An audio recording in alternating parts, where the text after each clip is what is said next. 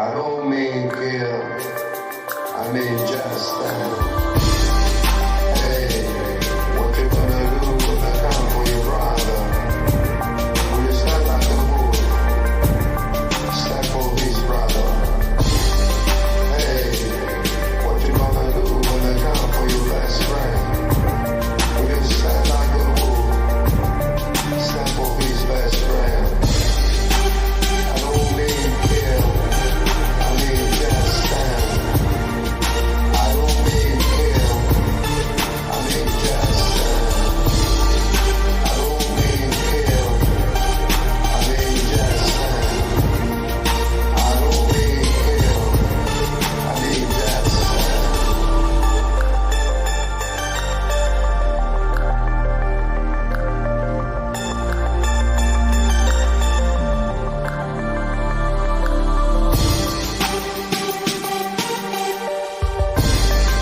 Hey, what you gonna do when they come for your wife?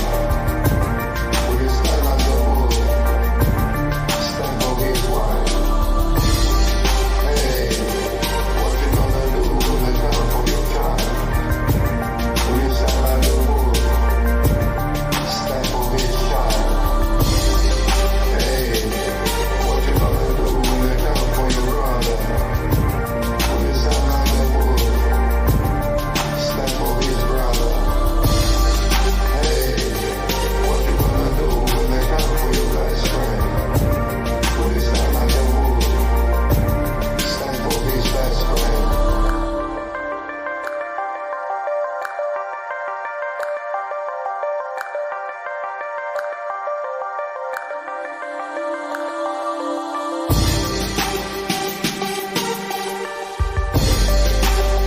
I don't mean kill, I mean just stand. I don't mean kill, I mean just stand. I don't mean kill, I mean just stand. I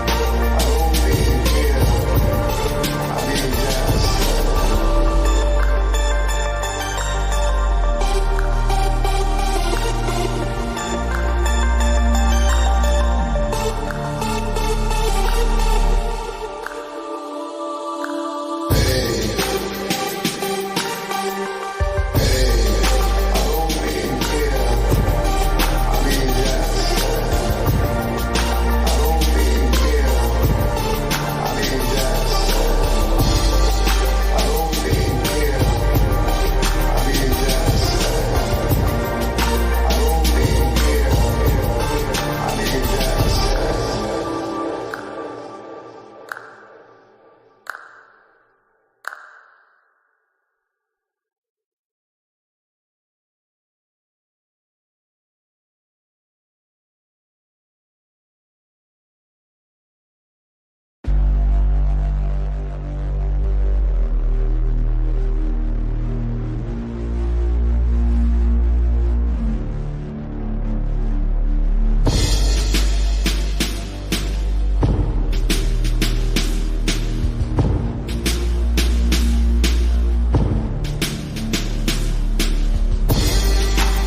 Hey, what you gonna do when they come for your wife? Will you stand like a bull? Stand for his wife. Hey, what you gonna do when they come for your child? Will you stand like a bull? Stand for his child. I don't mean kill, I mean just stand. I don't mean kill, I mean just stand. Yeah. I don't mean kill, I mean just stand.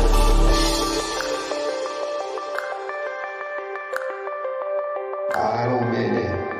I don't mean kill, I mean just stand. Hey, what you gonna do when they come for your brother? Will you stand like a bull? Stand for his brother. Hey, what you gonna do when they come for your best friend? Will you stand like a bull? Stand for his best friend.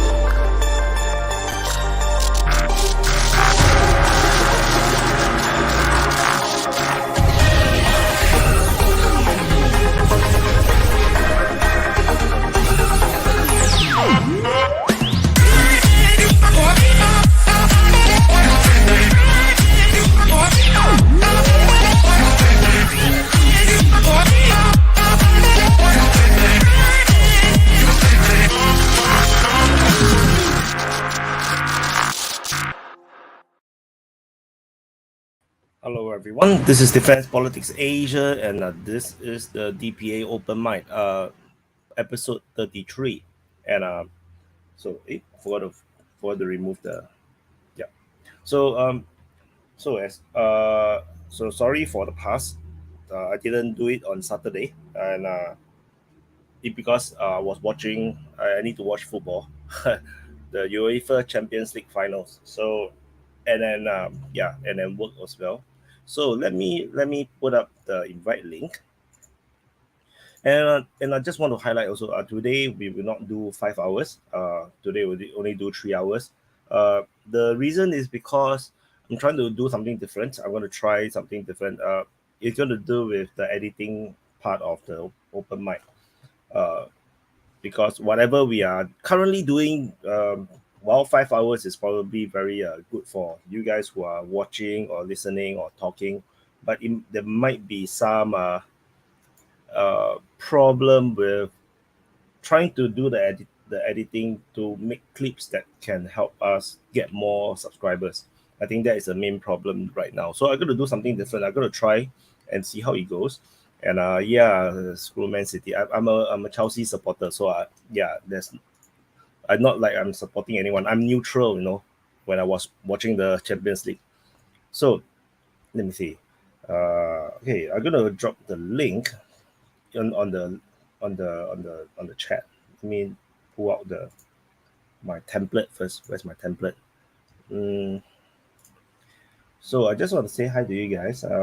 So sorry for those that waited for me. Is you guys are too spoiled. Open mic is always tend to be like very sudden. It just appears out of nowhere. To join, okay. This is the link, and then copy, and I think this is it. Oh, wrong one. I copied the wrong one. Sorry. Try again. The link to join open mic is here. Now, I have pinned the message. I'm also gonna copy and paste this and put it to the Rumble.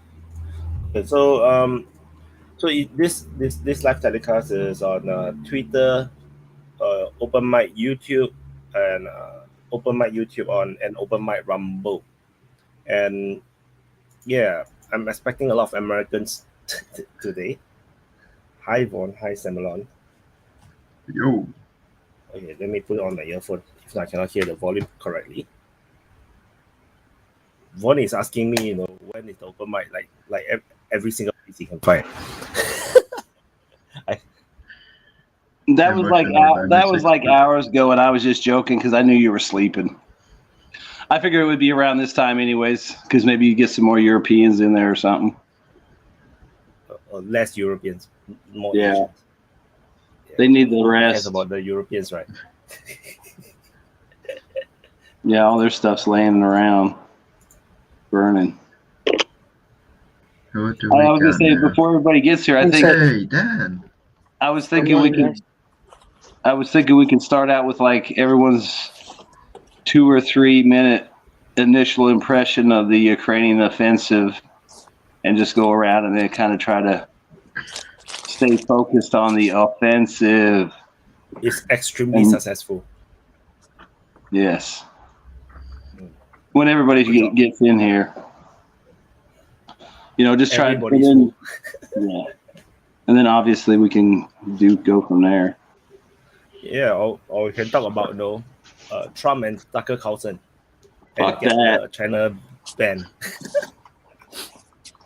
I mean, I don't even give a shit about Trump. I mean, I'm gonna vote for him anyway, so I don't give a fuck. Say they can talk about whatever they want. If he's in jail, I'm still voting for his fucking ass, so I don't care. You heard it there first. If he's in jail, I'll still vote for him. So I don't even care about commercials or speeches or rallies or nothing.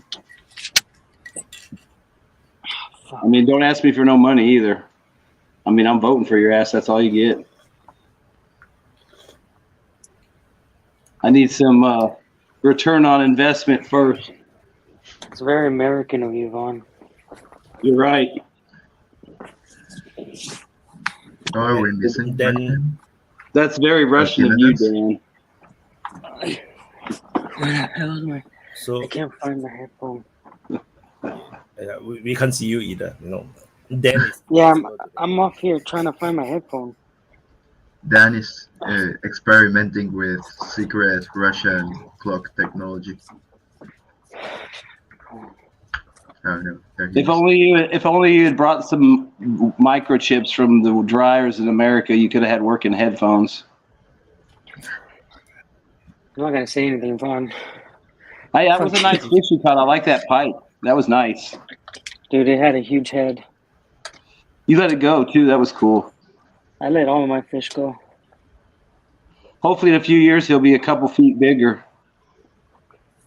Dude, it was like Yeah. pretty big. All right, offensive? What offensive? Let's wait so we can get the full emotional damage panel together. I mean the Ukrainians are trying. The problem is the method. Do we agree with their method of their offensive? Because definitely it is offensive. The moment you are using leopard tanks, the AMX stands, and you're getting them destroyed so publicly. Definitely this is the actual offensive. The problem is, can we agree with how they're doing it? I can do this. Hey, what's up, y'all? What do you mean, like agree, like they're doing it badly? Yeah, we agree. Is it good? Yeah. I mean, it pisses me off just because, I was on tanks, so, I look at mechanized warfare. They got these nice little units. You got a couple Leopards or whatever. Then you got some Bradleys that got 25 Bushmasters, tows, with infantry that's probably got some decent, light anti-tank weapons. Then you've got the MRAPs with infantry. I mean, that's a nice little package. It's great, but then there's no fucking artillery to support it and no air cover. And as soon as they try to advance to the Russian lines, they're outside their air defense envelope of whatever is left of that. I mean, if they had air cover and more artillery, that'd be a tight little assault package. But, they're setting them in minefields and they're basically getting ambushed. I mean, I don't want to get into a whole lot of it, but I mean, it seems to me like they're going down terrain that favors the Russians, and they're basically surrounded on all sides, even where people say they've advanced. It's like, yeah, you've advanced into like a cauldron. But I just think initial impression, very bad showing, embarrassing showing, and apparently a complete lack of caring for the lives of soldiers to send them in like that, based on what I've seen. I saw actually, so I want to say that I saw the post by the Joker hacker group, but I didn't put it into the map or report. So what they say is that based on their intel, all their air defense has been mostly taken out. So they actually supposedly they have certain level of air defense for their offensive forces, but as by the point where they start the offensive, all their Soviet era anti-air systems has been destroyed, and the Western made one was actually pulled to the reserve positions, pulled backwards.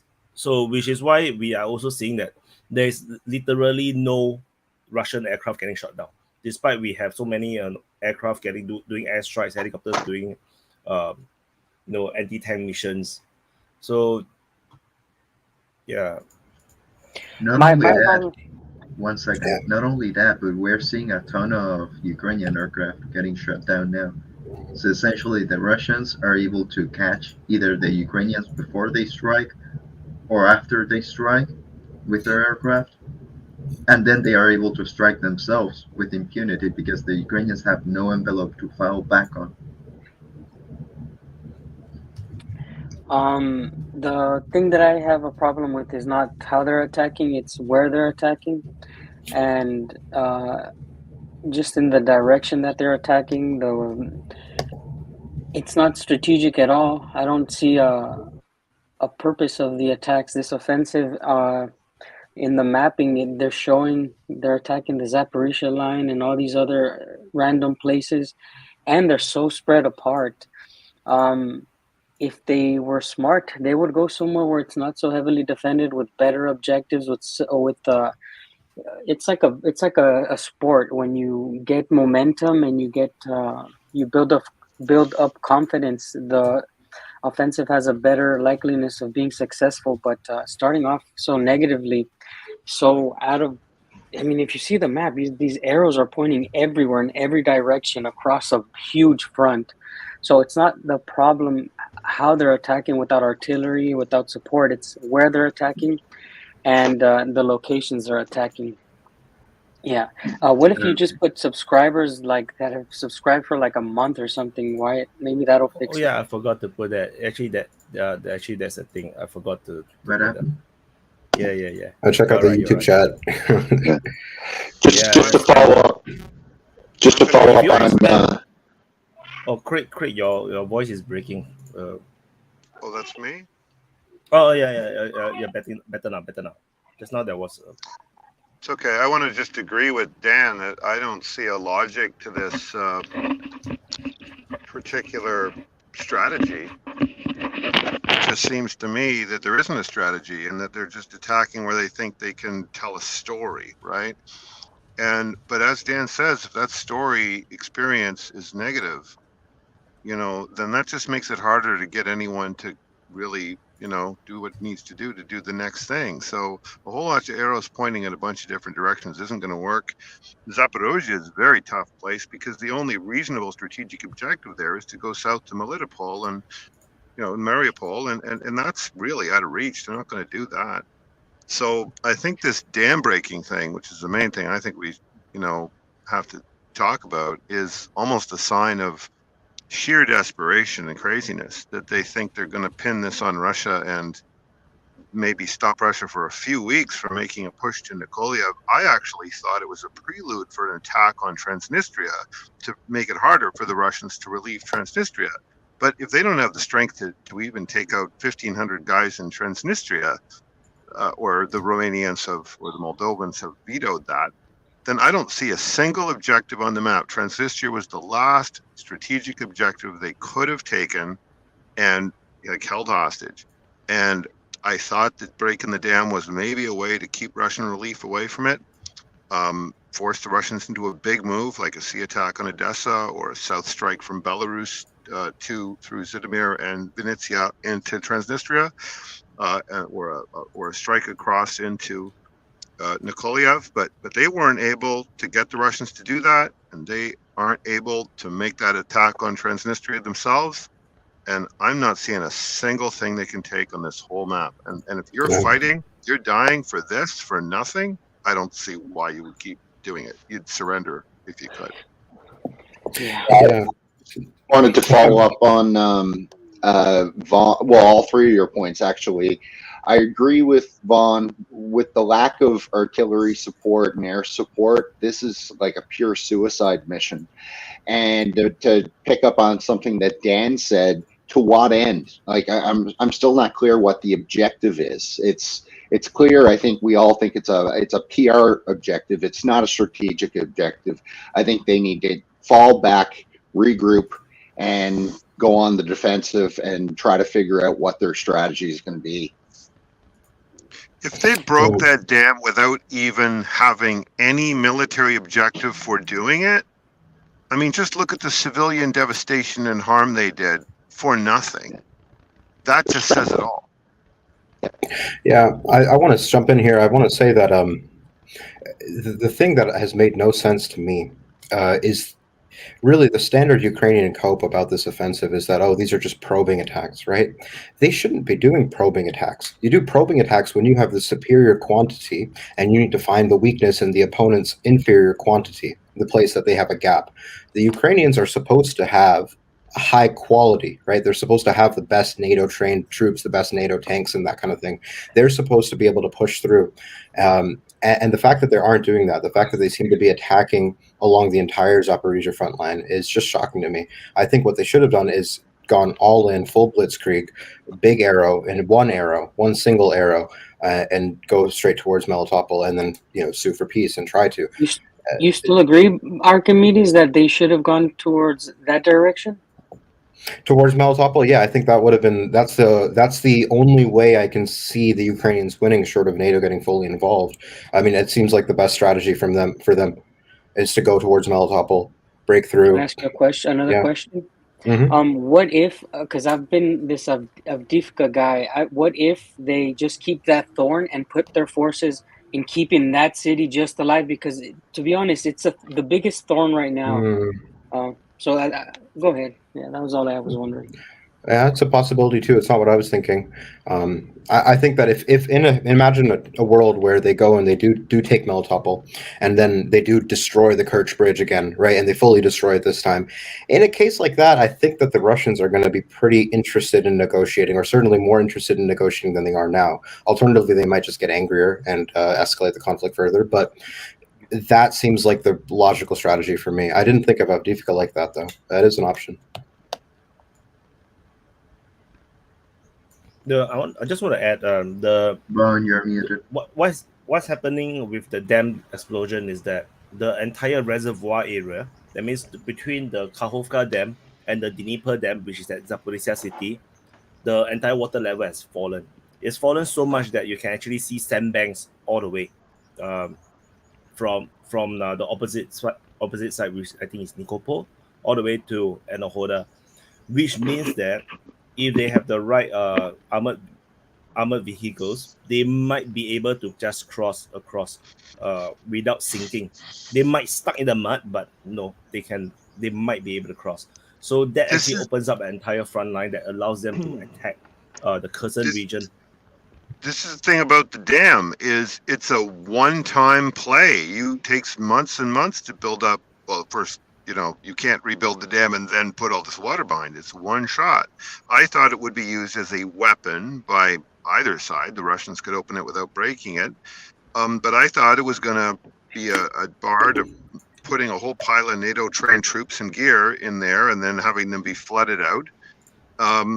Or I just thought it was an indefensible place because of the dam. Thanks to the dam being gone, it now is an attack vector, and that benefits the stronger side, which is the Russians.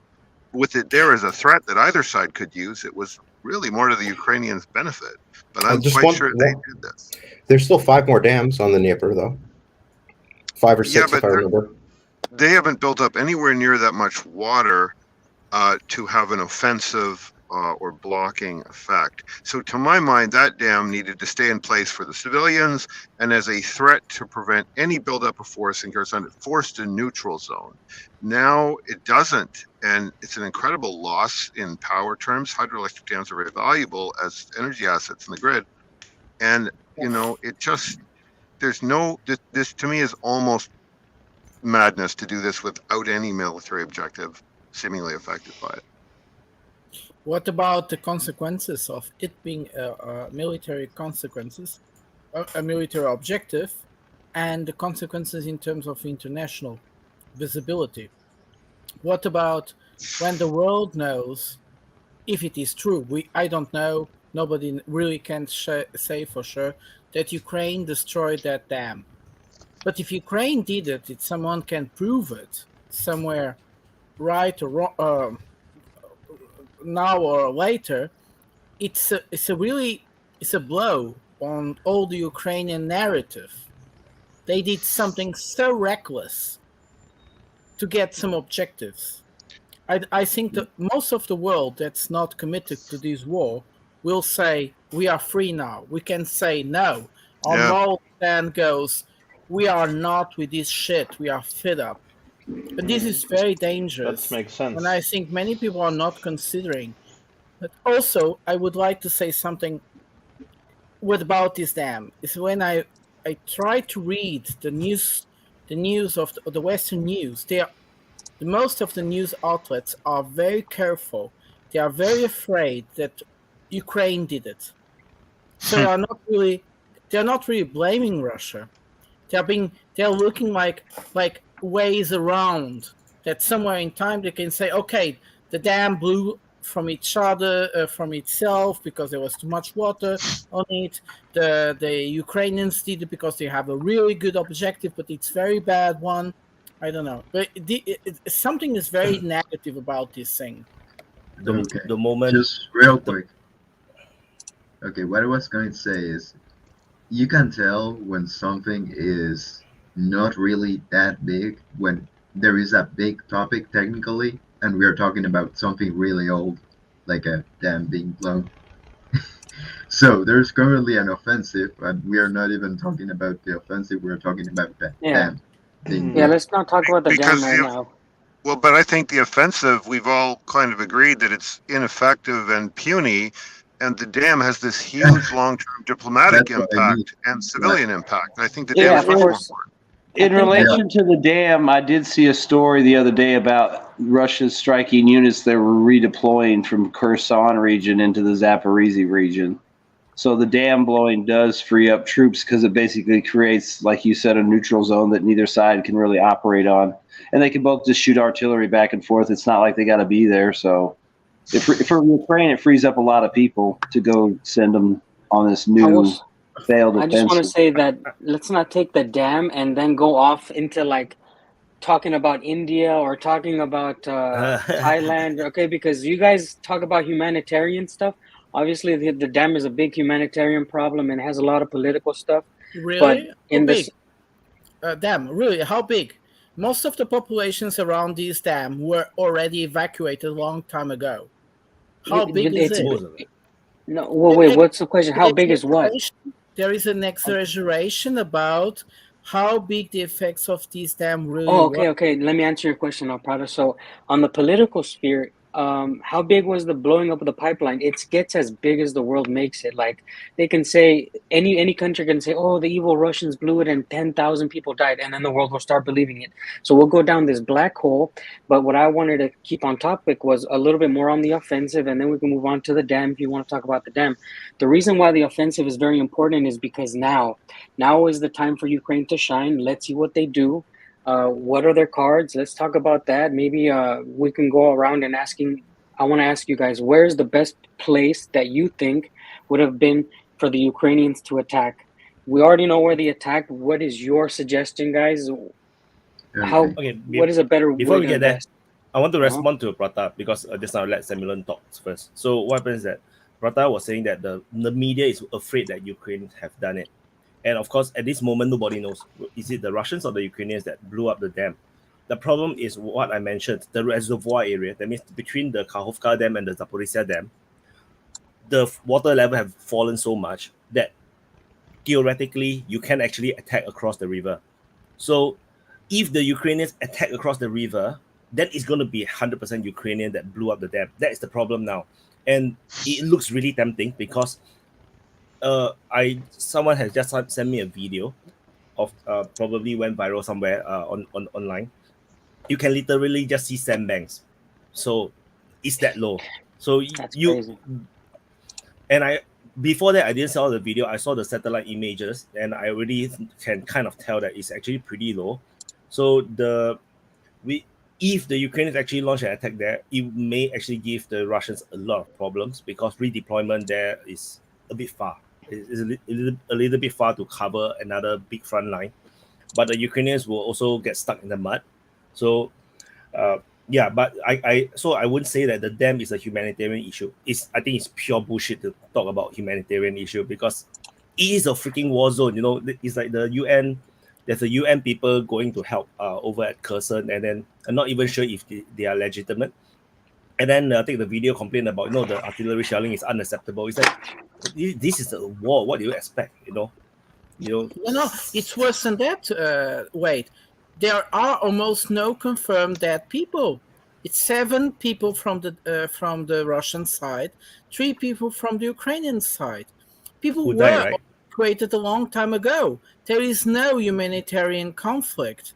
Well, I find it here. It's very what you said. It's very interesting because if we study the dams upstream, we realize that the Ukrainians actually have the ability to dry the dam. They can just stop them all, and they have a dry river if they want to. for a short period of time. Only for a short period of time, because you will flood the upper stream, right? So it's very interesting, because the dam issue was that when they blew up the dam, they actually the story was the narrative was that the Zaporizhzhia dam was actually fully opened up to maximize the water flow. Then now we actually see that the reservoir area is drying up. So there's a contradiction there. So, where Pete went? Yeah. So. Okay. Actually, you're muted. Craig. Sorry, can you hear me or not? Yes. Yeah. Okay, yeah, I didn't mean to open a general can of worms about the humanitarian long-term impact of losing this very valuable asset. I'm just looking at it strictly as within the tactical picture. It changes the battlefield, right? As we know, places you can and now can't attack. And it indicates sort of that vector somehow is important, either as a distraction of troops or of an open, safe pathway to go through, or as a place you can no longer store anything, or as for the poor 10 people that died, an incident of human shields, basically, that got, if they was used as a distraction, or if it was used as a shield, then 10 people were shoved in as human shields and died. Like, that's still 10 people. So without a doubt, you're right. Looking at it narrowly from that perspective, we have seen dams destroyed in warfare before. The Dam Busters incident in World War II, for instance, it's a tactic in warfare. It's not in itself necessarily a war crime as such, but and most of the people, as Prada says, were evacuated. So leaving that question aside, this certainly is worth it. A lot of nastier things happen. It's just the sheer economic impact is more the humanitarian side, but Dan asked a good question, which is what would you have done if you were Ukrainian? And I would have attacked Transnistria for sure, because it relieves the Russian motive to go for Odessa right away. It may force the Russians to make an unwise and expensive move, and it kind of looks bad if Moldova's taking a piece of Moldova back and the Russians go and essentially, from their narrative point of view, invade Moldova. So I think they could get a good narrative out of that. But if they can't even convince Moldova and Romania to go along with it, then they look insanely weak. Like, to me, this is the end. If they can't even convince Moldova to kick Russians out of Moldova, it's over. So that's what I think the diplomats are concluding, that there is no front, there is no benefit, there is no way to pin out Transnistria or Kaliningrad. They'll never get to Crimea. They'll never get even to Melitopol. There's no strategic objective, and this is just wasting lives. And I think the dam just indicates that if you did that and then didn't even have the force to take Transnistria, and 10 people are dead as human shields, end this thing now. Just end it now on whatever terms. This is just pain for no gain. That's what I think the message that an observer would see here and say. But Craig, the economical, on the long term, the economic consequences of blowing the dam are huge. But we can talk about that later, because as Dan was saying, we are still on the military consequences. Yeah. Well, to me, the biggest military consequence is there's no strategic objective you can take. Why are you still fighting? Yeah, Craig, that water thing is certainly something that forces of use for an eternity. I've told stories before in the Afghanistan war when the Taliban saw us coming, they would flood the fields, so you wouldn't be able to patrol on the fields. I mean, water is massively effective. The elements, you can't fight the elements. So Vaughn, where would you would have attacked if you had the Ukrainian military? I mean, looking at the map, I probably would have gone somewhere closer to Donetsk, because it seems like there's less fortifications there the farther you get out. I mean, like the area they're attacking, I think it's where they've lost the Bradleys and the Leopards. But it's the one above like Stopanov or something like that, or in that area. I don't know if I'm pronouncing it right. But if you look at it, it's like they're advancing down this narrow corridor that's in the low ground, and there's Russian positions on both sides of different sizes, and the one in front of them that they're hitting. But if the Russians were to fall back or withdraw, which seems like what they're doing, if you follow that terrain, it literally feeds them down through these defenses, but they're always going to have Russians on either side of them and always in front of them. It's almost like this gap runs along let's just call it like a long gulch. There's the fields above it, and it kind of just, slopes down in there. They're kind of running along that.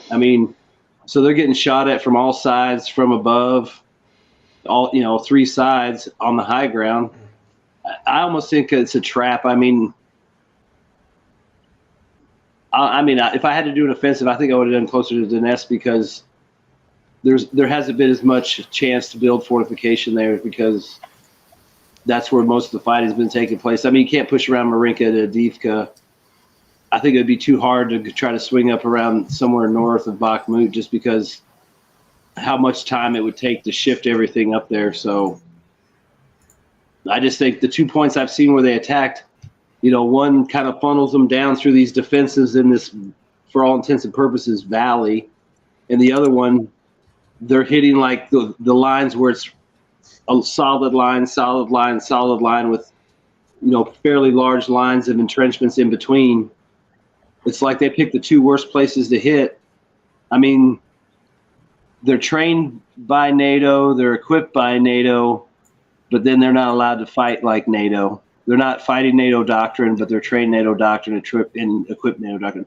They're going in there with probably barely any artillery, and let's be honest, for all intents and purposes, no air support, because it doesn't really matter if like one hip gets through or one hind or one Su-25. That's going to have a negligible effect on whatever battle's going on. They need 10 Su-25s to come in and hit a target and get out. They need, look at the Russians. They got K-52s, Hinds, they got the Mi-28s, they got the hips, they got tactical aircraft. These guys are rolling into, a death trap, basically, because the Russians have everything that they need to fight in the Ukraine. The Ukrainians have basically half of what they need. It's like I said, those are nice units they've got assembled. You've got Leopards and stuff up front. You've got Bradleys, and you've got armored vehicles with troops in there. Let's call them, mechanized infantry. That's a nice little punch, but they can't get nowhere because they're getting hit by drones, they're getting hit by artillery, and they're getting hit by, tactical aircraft. And that's before they even get close to the enemy positions. Well, I brought this up in chat. I don't know if do I got background noise now, or is it gone? Oh, it's okay. When you're not talking, then you just mute. We'll be all right. Sorry about that. Yeah, so I brought this up in chat, like, why did the Ukrainians attack now? And I was just curious to hear everybody's thoughts on this. Is maybe because they in their mind they're kind of forced to, that the Russians would just attrib them just through artillery bombardment and keep hitting their ammo depots. And maybe it was like, look, we got to go now and just hope for the best, because if we delay it, like, time is not on our side. So, because more and more Russian troops are coming online that are better trained, and maybe the mood, maybe the internal dialogue that's going on between Ukraine and their NATO partners is starting to sour, and maybe it's because they said, look, we got to go in what we have and hope maybe we can exploit a breach, because if we're not winning the way it's going now, so we have no choice. So I would be curious, do you think there's any validity to that argument? Well, I would just say, which is quite interesting what JS just said, is that even after the beginning of the counteroffensive or offensive, whatever you want to call it, the Russians have been attacking many objectives all over Ukraine. They didn't stop. They keep doing it. They could have concentrated on the front lines, not wasting missiles, rockets anywhere in Ukraine. They are They're still doing it all over Ukraine, not concentrating on the front line. May I suggest something different? Okay, so I think that in the long term, Ukraine is winning because of this attack. And that's why, because if you get it from the perspective of the political goal, I think we can agree that Russia more or less needs to make the whole area of Ukraine neutral or a friendly state or states. But by making this so-called counter-offensive, it's a good excuse for Ukraine and for the US especially to propose peace, which is something that it's against the strategy of Russia, because it's in the best interest of Russia to keep this conflict and slowly grind, and if this continues, they will not only achieve a political change in Ukraine, they might achieve a political change in Europe and in USA.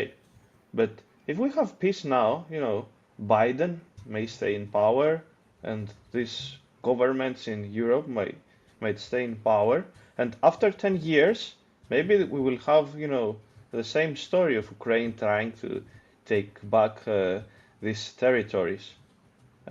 So I see this failed counteroffensive as an excuse to make a peace deal now, that if Russians deny to accept this peace deal, they will damage their image. They will. So you mean like a political victory, a political victory, not necessarily a The military problem one. is the dam. There's no incentive for Russia to negotiate with Ukraine. There's absolutely no reason for them to stop. I mean, Ukraine has crossed so many lines and pushed so many buttons. He's going further.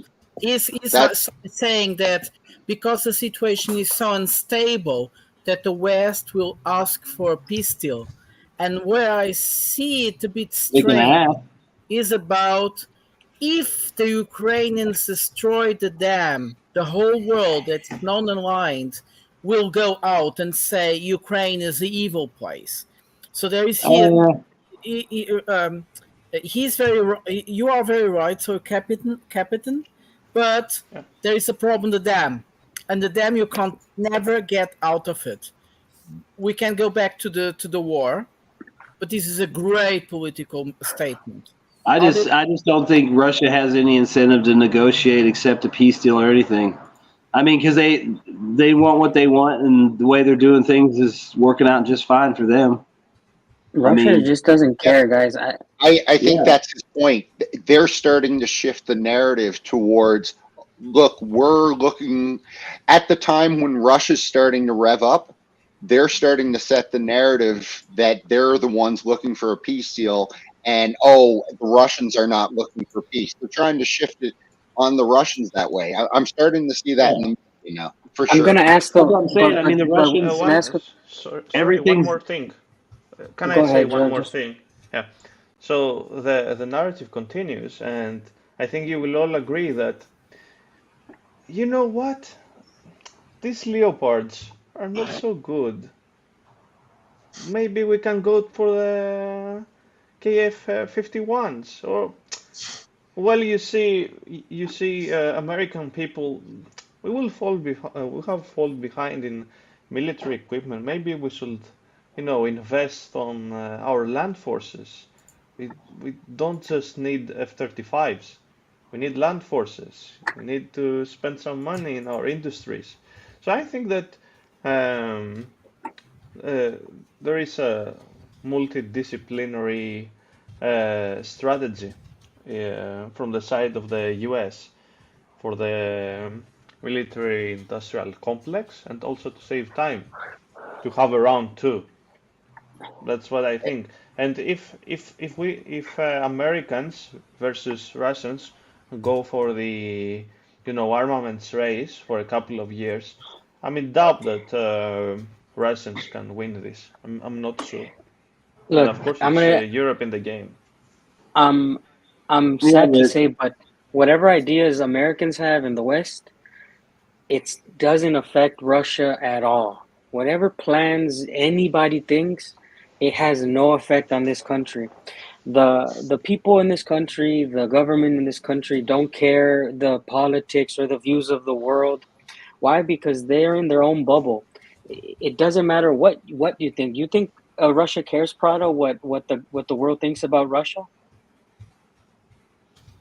You're muted.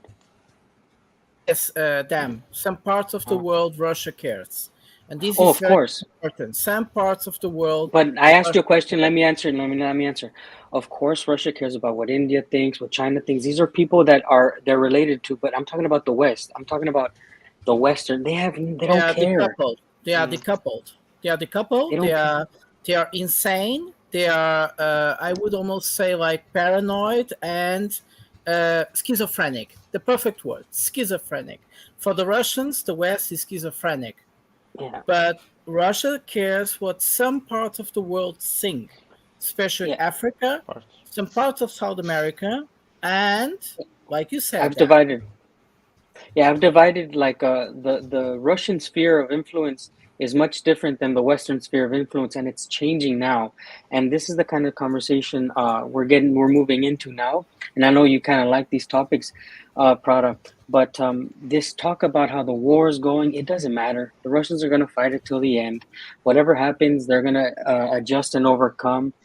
This Ukrainian offensive, to me, it just seems like a waste of human life, the wrong objective, and it seems like Ukraine has no real military officers. And if the NATO people are leading them, I'm scared for my own country because I am an American. If Americans train these men, this is very scary. You have to realize, move after move after move, they've done the wrong things. Perhaps they want the Ukrainians to lose. I don't know, but if the Americans are training them, they're doing everything wrong. This is contradicting everything I ever did when I was in war for the Americans. So it's just sad that Ukraine is it's like a peasant army with golden shields, but fighting like animals without eyes and legs. This is the So, worst Dan, military blunder. why do you think that these? I mean, I know that the training wasn't that long, right? But why do you think that we're seeing this result right now? Like, why is it that we're seeing these NATO trained troops behave not just underperform, but also like not even It's the wrong objective. Yeah, they got the wrong objective. When a NATO force initially goes into war, like when they sent me to war for the first time, they built my confidence up. They didn't just send me into combat. They sent me somewhere where we knew we had the most power, and I was in my first firefight, overwhelmed the enemy, and then I gained confidence. So when they used these troops, what they should have done is take over a small village out of the way, build their confidence up. You don't just go into a super offensive like this, use all your weapons and armor. This is the dumbest thing you can do. So they should have probably built their confidence up. They should have gathered intelligence. They had many months to look at the front line, but they chose the most fortified place. To me, even if this is a fake attack or testing the waters, this is the wrong place to do it. Ukraine is very badly led. Wait, we're gonna let Semyon speak. That's one of I'm the going to say my point before we divert. So what I'll say is the following. To the question that Dan had made quite a while ago is, I do like the idea that the Ukrainians have with this broad line offensive. I just don't like how they carried it out. I would have liked for them to put all the pressure from day one. Like, if they go balls to the wall, maybe they can achieve somewhere a point that breaks somewhere. They didn't do that. The problem is they didn't have any air support. They didn't have any air support, and they didn't have any artillery support. So, yeah, I mean, they can still drive fast, but they can adjust the artillery and they can adjust the target. They can still succeed. Like the U.S. didn't. Yeah, but they got. I mean, they're getting hammered the whole way. They were getting hammered while they were sitting there waiting to get through the minefields. I mean, like remember how it went down in in Kharkiv last year, I believe, where they were able to attack in 2 different places. The Russians were amassed their army down south, right, and they broke through much more successfully up north, where it was manned by a skeleton crew. So Yeah. I think that they maybe thought that there's something like that they could. Maybe they really bought their own propaganda about, and thought they were that successful, and they thought they could so, propaganda. I mean, there's yeah, been what I hundreds of meant by what I T9. said, sorry, Tom. Yeah, There's been what I meant hundreds by of what I T. said. There's been Okay, hundreds of sorry. T9. There's been hundreds of T90s all last year seen in the Zaporizhzhia area, plus all kinds of units. I mean, there's no way they thought that place was like lightly manned or undermanned. I mean, plus you had all the stuff from the pullback from Kherson. I mean, Okay. they're just idiots, whoever's leading them. So what I meant to say is the following. Ukraine doesn't lack manpower. Like, that's not something they lack. What they lack is material. We know that, right? No. More or less, yeah. Oh, they Yes, have true. enough material now. Their problem They're is lacking. they will have enough material for a long time, but they won't have enough manpower. Somewhere in time, manpower will be wasted. Material will be always coming. The problem, like Dan was saying, somewhere in time, we'll see that something was going to be wasted. I think it's people. Because as he was saying, the West is not prepared to deal with the responsibility of losing so many people for no reason. Because as he was saying, if this was really NATO, American troops, they will try to prepare people mentally to be secure, to go to war. But it's not what they're doing now. They're just wasting people. Okay, so what I was going to say is if they do a whole broad front attack, keeping pressure across the entire front, the Russians can only concentrate their artillery and air force in certain parts of that front. Like, I know they have a lot of artillery, they have a lot of air force, they can only cover so much. I agree. So There's places where they could have exploited it, yeah. yeah, and Okay. that's what I meant. If they do a whole broad front assault, those places would have been exposed. And then they can bring the material that they have acquired, and punch there. That's all.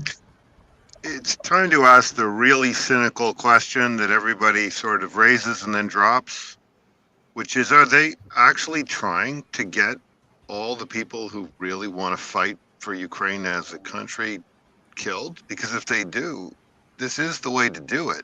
Dan's right.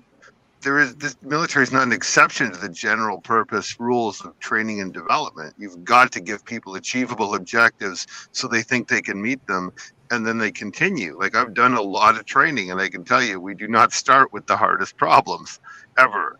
It wouldn't work. Exactly. Everyone would be gone. They'd be out of the class. They'd fail. They'd quit. So when you see like incidents like this seemingly vast waste of people, and then you see interesting cracks like the Russians have finally decided to send the ethnic Hungarian prisoners to Hungary and not to Ukraine, which is actually really vastly huge if you think about it. Yeah. This is actually at the moment where they're starting to sift out. You want to die for Ukraine? Here, go die for Ukraine. All this is a weapons test. But you're an ethnic Hungarian. You didn't want to die for Ukraine. We'll send you to Hungary. They're literally triaging the troops right now. And so this thing is the worst kind of meat grinder. It's actually a form of ethnic cleansing, but it may be an ethnic cleansing of nationalistic Ukrainians at this point. I don't know. Craig, I still think there's enough Russians that they're throwing at the other Russians. I still think that the ethnic Ukrainians, the really hardcore guys, are the ones that are rounding people up in Odessa. The really hardcore ones, yeah. The what you said, Craig, is really important because I remember, I don't know if it was a Marine or an American soldier, perhaps it was Mattis, who said like some American said that someone else will raise your children. And I think about this war because so many Ukrainian men will die that when Russia comes and settles this land ethnically, blood Russians will take over Ukraine, whether they want it or not. So they've literally effed themselves. The Ukrainians, by sending all their military-aged men, have bred themselves out of the equation.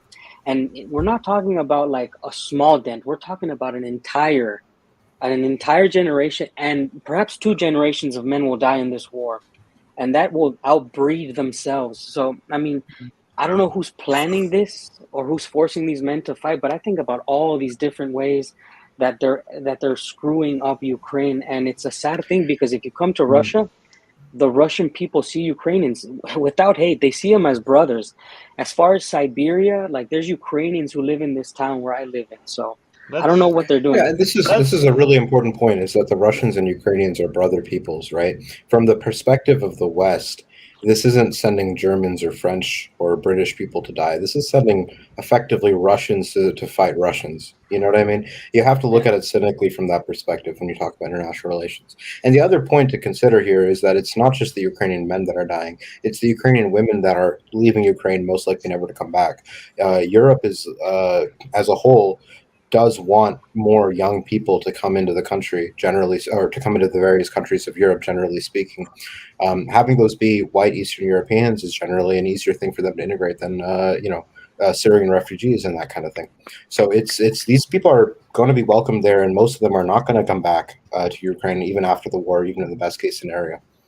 I remember before the war started, there was a lot of instances on Ukrainian language propaganda news stations that were, you would see Ukrainian people straight up say stuff like, there's a lot of useless people on those lands, that there's a lot of people that we need to get rid of, that are worth getting rid of. So like, I think that part of the cynical thing that some of the Western Ukrainians kind of thought that they were going to do, and that's probably part of why there was so much reporting of Ukrainians using human shield tactics, right? As reported by Associated Press, Human Rights Watch, I believe, did that report. So they were using those same Ukrainians as human shields because they didn't value those Ukrainians the same way. Like, they're not the same class of Ukrainian. They're not the Western Ukrainians, So I think still right now, that's how a lot of those people are looking at it.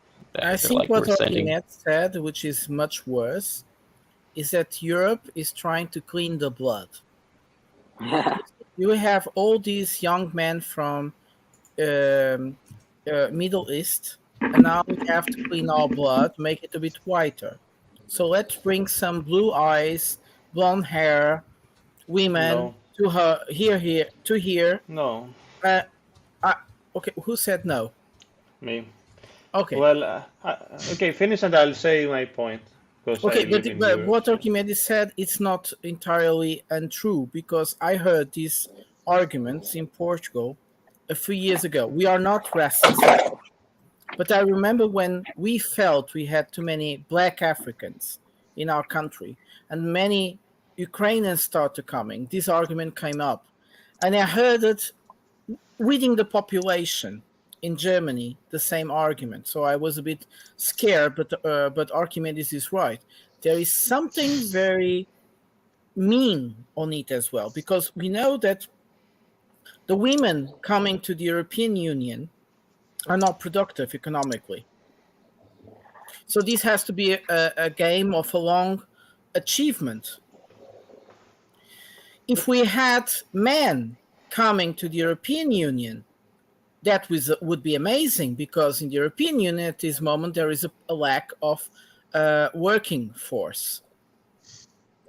So that was a point. The second point, which I find still very interesting, is to go back to the war and not waste too much time who is leaving or not leaving, but the achievements of this war. And people think, oh, the Ukrainians are going to achieve something at the middle term. No, they are not. So what the Russians are doing, they are going to achieve something in the long term. I also don't understand Dam saying that, okay, the Ukrainian men die and the women and the children will become Russian. It's not so easy, Dam. The respect for the Russians. I didn't say that, by the way, Prada. I didn't say that, by the way. I said that. Then expect you don't to say what I say. I know. I expect you to clarify that because that might be a misunderstanding. But the thing is that the Russians do have a respect for Ukrainians, for their culture, somewhere in time. They see it as their brotherhood. They don't need to delete it. Otherwise, they would want to delete Dagestanis, Chechenians, Chuvask, whatever you would say. You see, they don't do that. So this is a mistake. This is not even the point. They do respect Ukrainian culture. They want to keep it, but not the way that Ukrainian culture had become anti-Russian, and that they want to kill Ukrainian culture, Russian culture. Sorry, the other way around. I They think want to kill Russian culture. I think part of it would be too, though. I mean, Dema has to answer that. So it is I need to clarify myself, though. I need to clarify because when I said is that, look, a lot of men are dying, and when the conflict is over, there'll be more Russians on the eastern part of Ukraine, and there'll be more Russians in Ukraine in general. That's just how it works, because men need women and women need men. Genetically, like when they have the baby, that's a Russian baby. All right, there's no way around it, Prada. That's all I'm saying is that someone else will raise your children. If I have a baby with my woman who's laying here, it's going to be a Mexican Russian baby, whether it wants it or not. That's just how it works. So with less Ukrainian men, there's going to be more Russian babies. That's just what it is. I think we can. Who's going to have sex with the Ukrainian women? George just wanted to make a point. Let's let him speak on this one, and then. Oh yeah. So what I think about the Ukrainian immigrants is that I think it's Germany that needs these immigrants, and because they have a lot of immigrants from, Middle East or Africa. Turkey. Turkey, but from Turkey it's like a story that came from like decades ago. So my point is that the Ukrainian refugees or immigrants or whatever, they will be more likely to be skilled workers, or at least more skilled or versatile as workers than from the Middle East. So that's what I think. Now, Paul also mentioned that most of them are women, so they are not, that productive. Maybe that's true. But still, I think they can be trained to, be productive. Do they want to be trained? Do you think they want it? But see, women are easier to integrate into the society than men are. I think generally, as a rule, a lot of it's not just a race thing, right? A lot of the Arabs and Africans that are coming to America, a lot of the Arabs and Africans that are coming into Europe are men that are leaving, right? And it's a lot harder to integrate young men specifically than it is to integrate women as a whole. Not for every single person, but generally.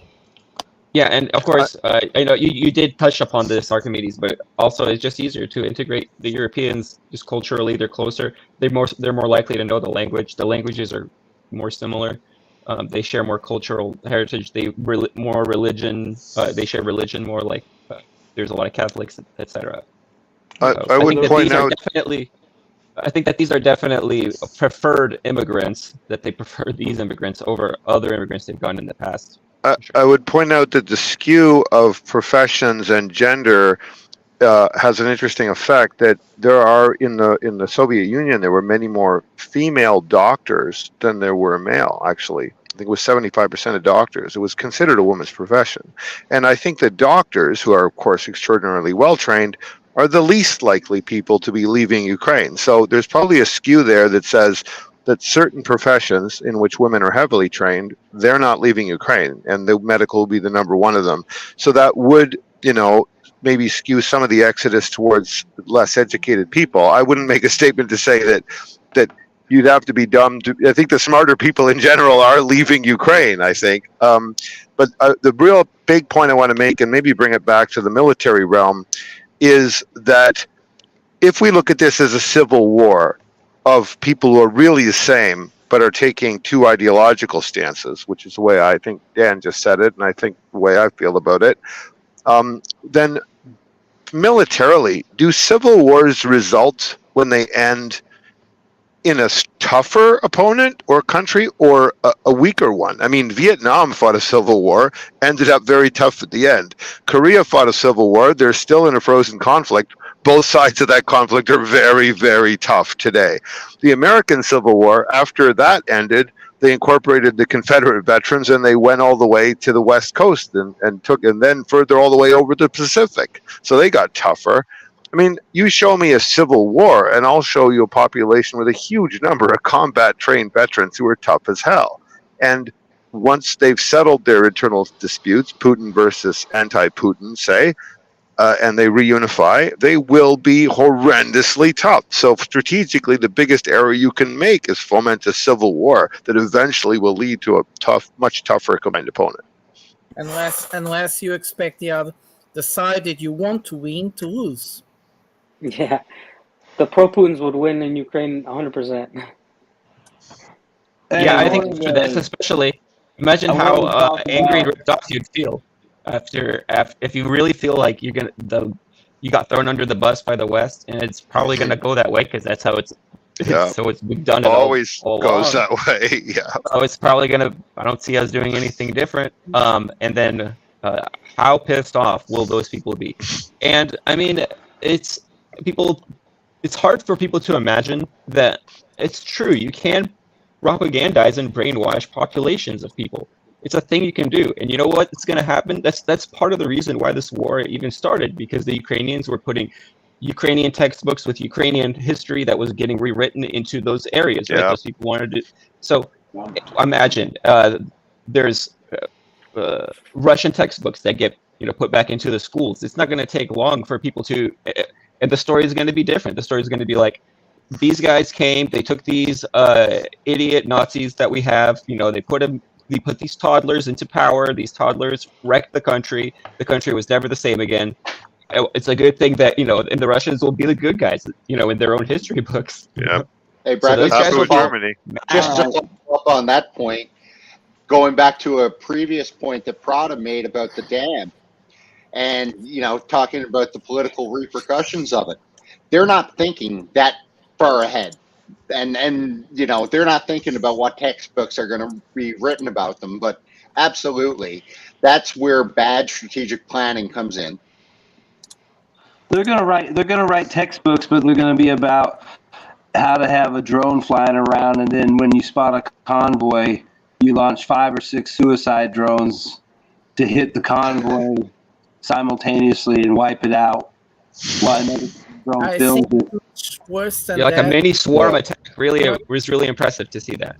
Much Yeah, worse it's a great point. Let's switch over to talking more about military matters, because I think that and one place to start would be that talking about the fact that we saw that video of a drone taking out a Leopard tank, which was really quite extraordinary. That kind of shocked me, to be honest. The one that I thought was creepy was the one where they actually had 3 drone. Looks like they had the same T-72 and they went after it with 3 different drones. It's like, you imagine if that's the same tank, which it looked like it was. It's like, these guys are running for their lives, and this, these drones are flying at them, and they're like, oh, it missed us. And then there's another one. Oh shit, and another one. And then you saw the Humvee and the truck get hit. And, it's like it's a drone swarm. I mean, wait till you. I mean, I could see someone. Well, I don't want to get into that, but anyway, the swarms were pretty crazy. That's a whole one interesting thing I was noticing about some of the video footage of the kamikaze drones is that some of them, not all, but some of them, you could see that there was attempts to EW effects, right? So you could see that the camera was getting distorted, that the drone itself was experiencing some interference, but that was not sufficient enough to actually deter it. Like you could still kind of make it out. So that's another interesting thing. Hey, Vaughn, I was going to ask you a question about the tanks. Oh, he's there. I was going to ask you a question about the tanks, and one of the things that I read, and I was going to ask you this earlier, was one of the things that I read somewhere was the reason that the tanks were staying on the roads were that they were lacking minesweeping capability. And I didn't know if that was true or not, but it sounded kind of, logical, because they seemed like that they were easy pickings in like one straight column. And there were a lot of people saying that, they should have spread the various carriers and everything out, but they couldn't do that because they didn't have some sort of mine sweeping capability. But I didn't know anything about it. Well, they had minesweeping Wondering if you do. capability, but like even Mehdi said, when you're doing night operations and like they're trying to sneak up, so they got to be blackout, which means no lights. Maybe they've got night vision goggles for their drivers, and then they've got no radio communications because they got to be dead quiet. They can't be detected. So they might bunch up like that because you can't really, like Mehdi was the one that was talking about. You can't really operate that way at night, spread out like 100 meters apart or 50 meters apart, because you'll lose each other. Plus, on top of that, figure these guys are not experienced tankers on the M1. They did have mine clearing equipment, and it looks like what they were trying to do was go. They were coming off that It's narrow. not mine clearing. It's not mine clearing. It's mine detecting. If they did, so a mine roller wouldn't be considered a goddamn mine clearing. It's just mine detecting until it blows up, and we don't really have mine clearing things for offensive purposes, Vaughn. In the American military, we can send them. Well, I mean, what they were doing, what it looks like they had that blade in the plows. It looks like they came off that trail and they were scraping out an area that they thought was mine free, so that the tanks could drive off the road and then line up, so they would be facing, attack from a broad front. And then they were going to cut lanes off of that big parking lot area, and that seems to be where they got hit. Like they were bunched up there waiting for their lanes to get cut, because they only had like one or two blades, and those aren't going to last the whole way because they're going to take damage. And then they had some scrapers and rollers, but for as far as they had to go, that wasn't really enough of that type of stuff to make it through. And then they were putting mine rollers on M-ramps and shit. That's like a one-hit deal. Once it gets hit, you're lucky if the M-ramp can still operate. They'll be fine, but the mine roller thing is gone. And you saw that one M-ramp hit a mine, then roll forward and hit another mine.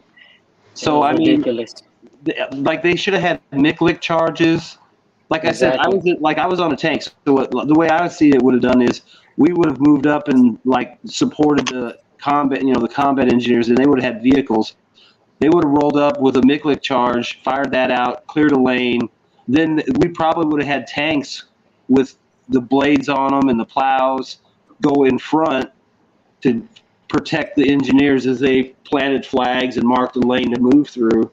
But I mean, that's all why you have complete air superiority. No one's bombing you. No one's shooting missiles at you. No one's dropping artillery on you. I mean, if they had that, it would have been. They were set up good. It's just, they were missing half the puzzle. I don't think that even if they had artillery and air, it would have gone good for them. Look, this all goes back to how horribly it was planned and how horribly the location was, how horribly the point of attack was. The lack of Mikliks, the lack of combat engineers in NATO. You don't put armor in front of men. Usually there's dismounted combat engineers on the floor, sweeping. I mean, I was in front of light armored vehicles in Afghanistan. I was in front of MRAPs. I was in front of Buffaloes, which actually clear mines. The Marine Corps puts men in front of armor. Why? Because it's more effective. But there was none of that. There was no Mikliks. There was no APOBs. There was no anything for clearing anything to actually push forward. Forget about the air. Forget about the artillery. Even the simplest of things, to advance an armored vehicle, there's no open avenue of approach. So if there's no line charge, why are you moving these forces towards a tree line? And another thing what is your theory on that, though, Dan? Why do you think they did behave this way, which seems objectively stupid to everybody? I think that the American military and whoever trained them is actually incompetent, John. Like I truly am starting to believe that we're so far behind the Russian and the conventional warfare that we're actually just thinking that this is the way to fight, and we're testing it and it's failing. Like, it's either they want them to lose 100% or they're actually bad. And I think that the truth is that NATO is actually very bad at war. I haven't seen one good move by them. This entire time I've been complaining to why is this happening? Like, this is so bad. I've been complaining for like the entire year, there hasn't been one good idea, and it's sad because this is our country basically leading the NATO and the Ukraine. It's us who's gonna train these guys, and they're being trained wrong. So it's very, very bad. It's bad. I leadership. have a Sad- question. This is- Actually, I have a question for you, Dan. Maybe Yeah. do you think that maybe they were counting on different weather? Because I saw some videos where it looks like there was some kind of heavy fog that ended up clearing up. So maybe they were counting on that. Maybe they thought they could make a mad dash. No. The weather was right, and it wasn't what they expected. Anybody that like in the chat, you'll see people saying Miklik line charge, because this is the only way. This is the most conventional way of moving armor up through a minefield, is with the line charge, which opens up a path for a tank. So even if you launch this down, you would have had great opportunities just to do a 100-yard dash. And so like they didn't even do that. So I think that it's just it's bad planning and it's bad leadership. And Yeah, I that's mean, mostly due to NATO. they just didn't. I mean, there's just little like that Miklik charge. I mean, go back and watch some of the breaching operations the Marines and the Army did on the Kuwaiti border with the Miklik charges and the plows and the mine clearing tanks and stuff. I mean, it was all it was a ballet.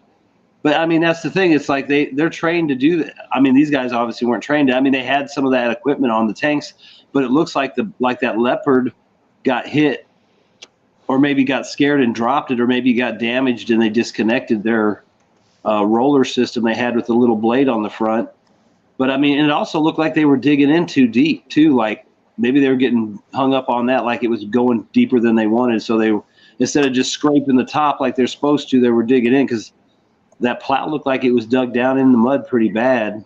So, I mean, but then again, can that be because they were so badly trained? I mean, you can train them to do everything, but it's not like they got to practice it and practice it and practice it.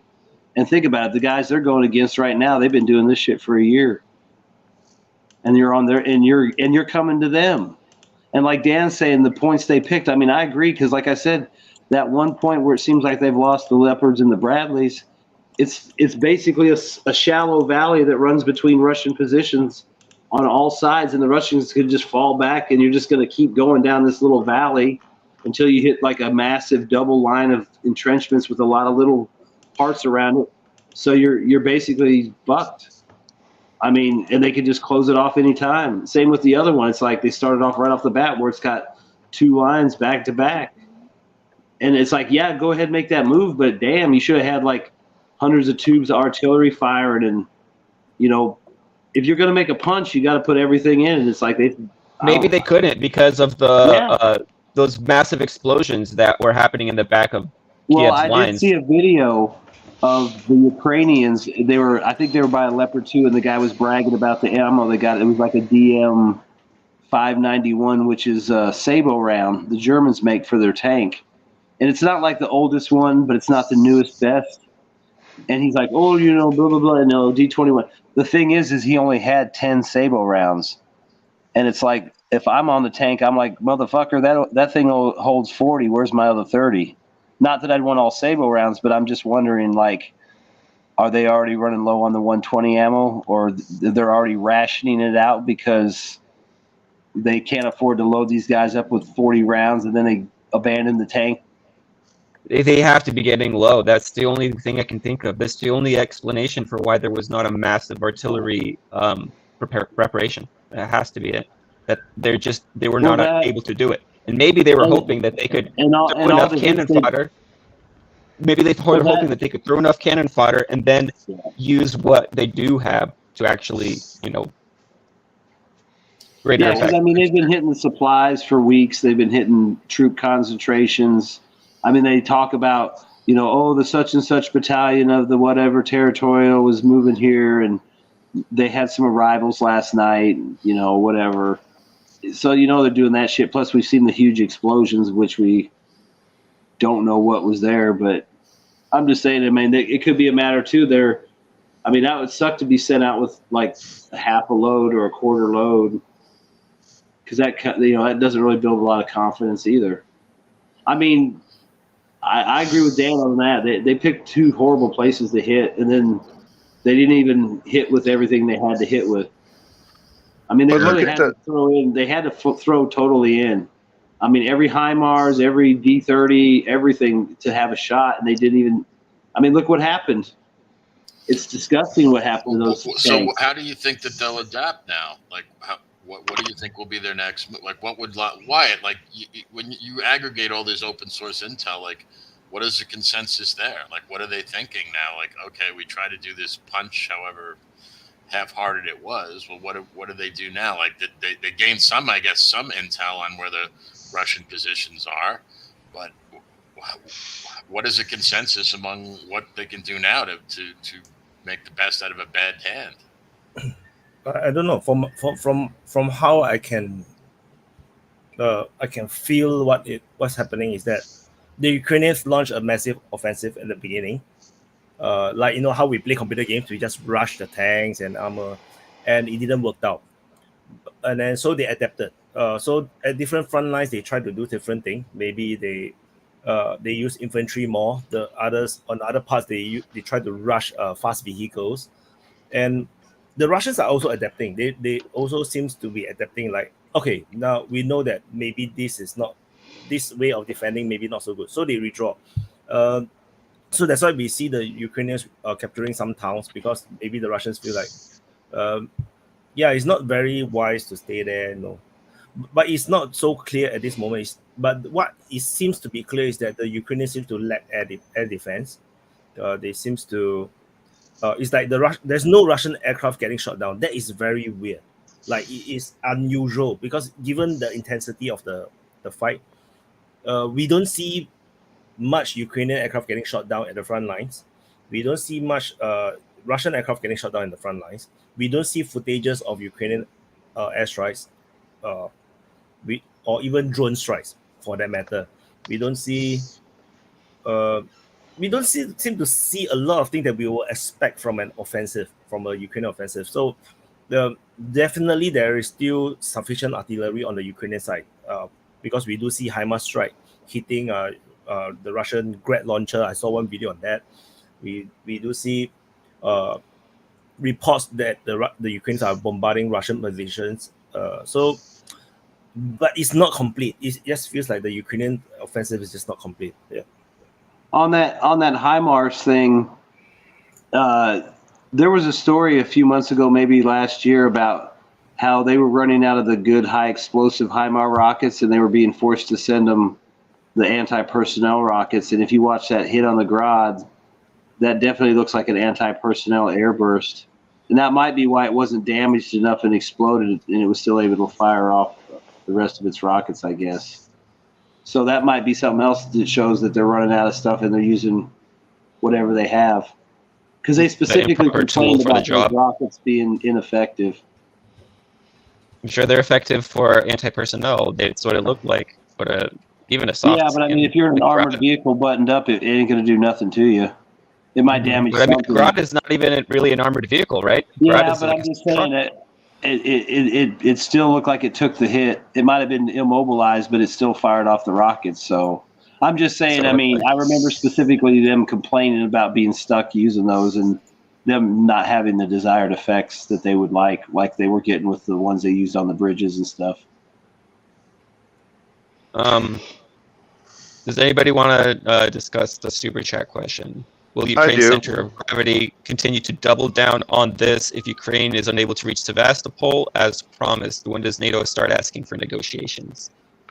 I think they're asking, in a sense, now. I think so too. We had an earlier topic about frozen conflicts, and everything has been done to make it impossible to freeze this conflict. The worst thing that was Poroshenko, and then Merkel, and then Hollande all admitting that Minsk was a fake to build up forces. That ends it. You can't freeze this conflict again. The Russians won't fall for it, and the world won't think. The world will not think ill of the Russians. When I say the world, I mean the real world, the 90% of it that isn't even sanctioning Russia. They're going to go, yeah, well, you were cheated before. Why should you let them build up forces again? You should have continued to take them all in 2014 when they pulled this. So I think the frozen conflict is not an option, and NATO will be and is already asking for it. And I think will have no effect on at least the diplomatic corps or the sort of educated opinion of this. But with respect to the longer term implications of that, addressing Dan's point about competence, if it's intentional to kill all of these nationalistic anti-Putin people and be left with a much stronger country under Putin, go ahead, that's what you're doing. But if we really look at this as a long-term issue in NATO, yeah, they're going to have to reorganize, rebuild, spend 10 years taking the lessons of this war and rebuild a completely different army with a completely different way of thinking. But they just don't have the sort of the talent. I mean, if 9/11 or Pearl Harbor brings in a whole lot of intelligent, motivated people to your military, but things like the way Afghanistan ended or the way this is going to end is going to drive every competent person away from going into the military. You have a worse competence problem coming out of this. So from my personal perspective, I'm going to say this is actually good news, because that means NATO will be very much less likely to pick a fight.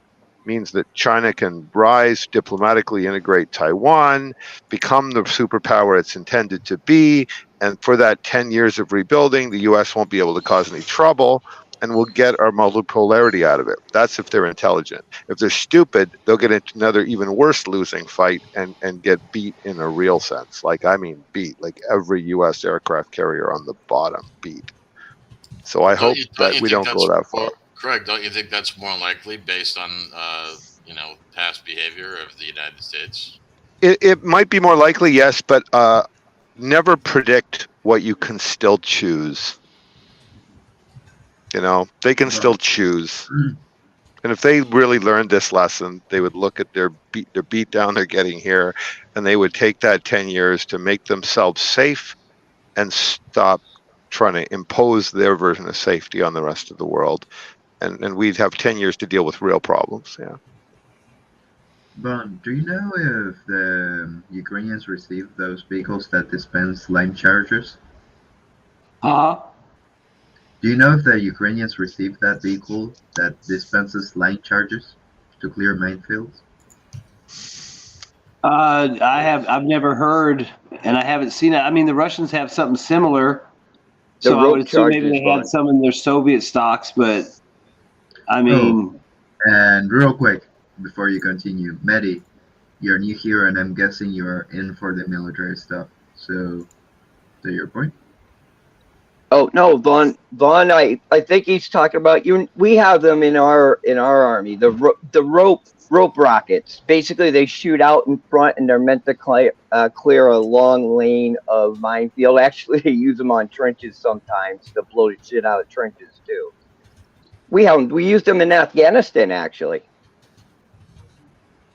Well, I mean, I guess maybe we didn't think that was equipment that we were going to share with the Ukrainians. Maybe it's. I mean, it's nothing high tech or anything. I don't recall them ever saying it, and it would make sense. Hell, you could make your own version of it with one of the old M113s and just mount it's basically like a barrel with 500 meters maybe or whatever, 6-inch diameter deck cord, and it just goes flying and it lands because it's weighted at the end, and then you just detonate it and it blows a lane that leaves maybe a couple feet on each side of the width of an M1, and then you drive through it, in theory, and all the mines have been cleared.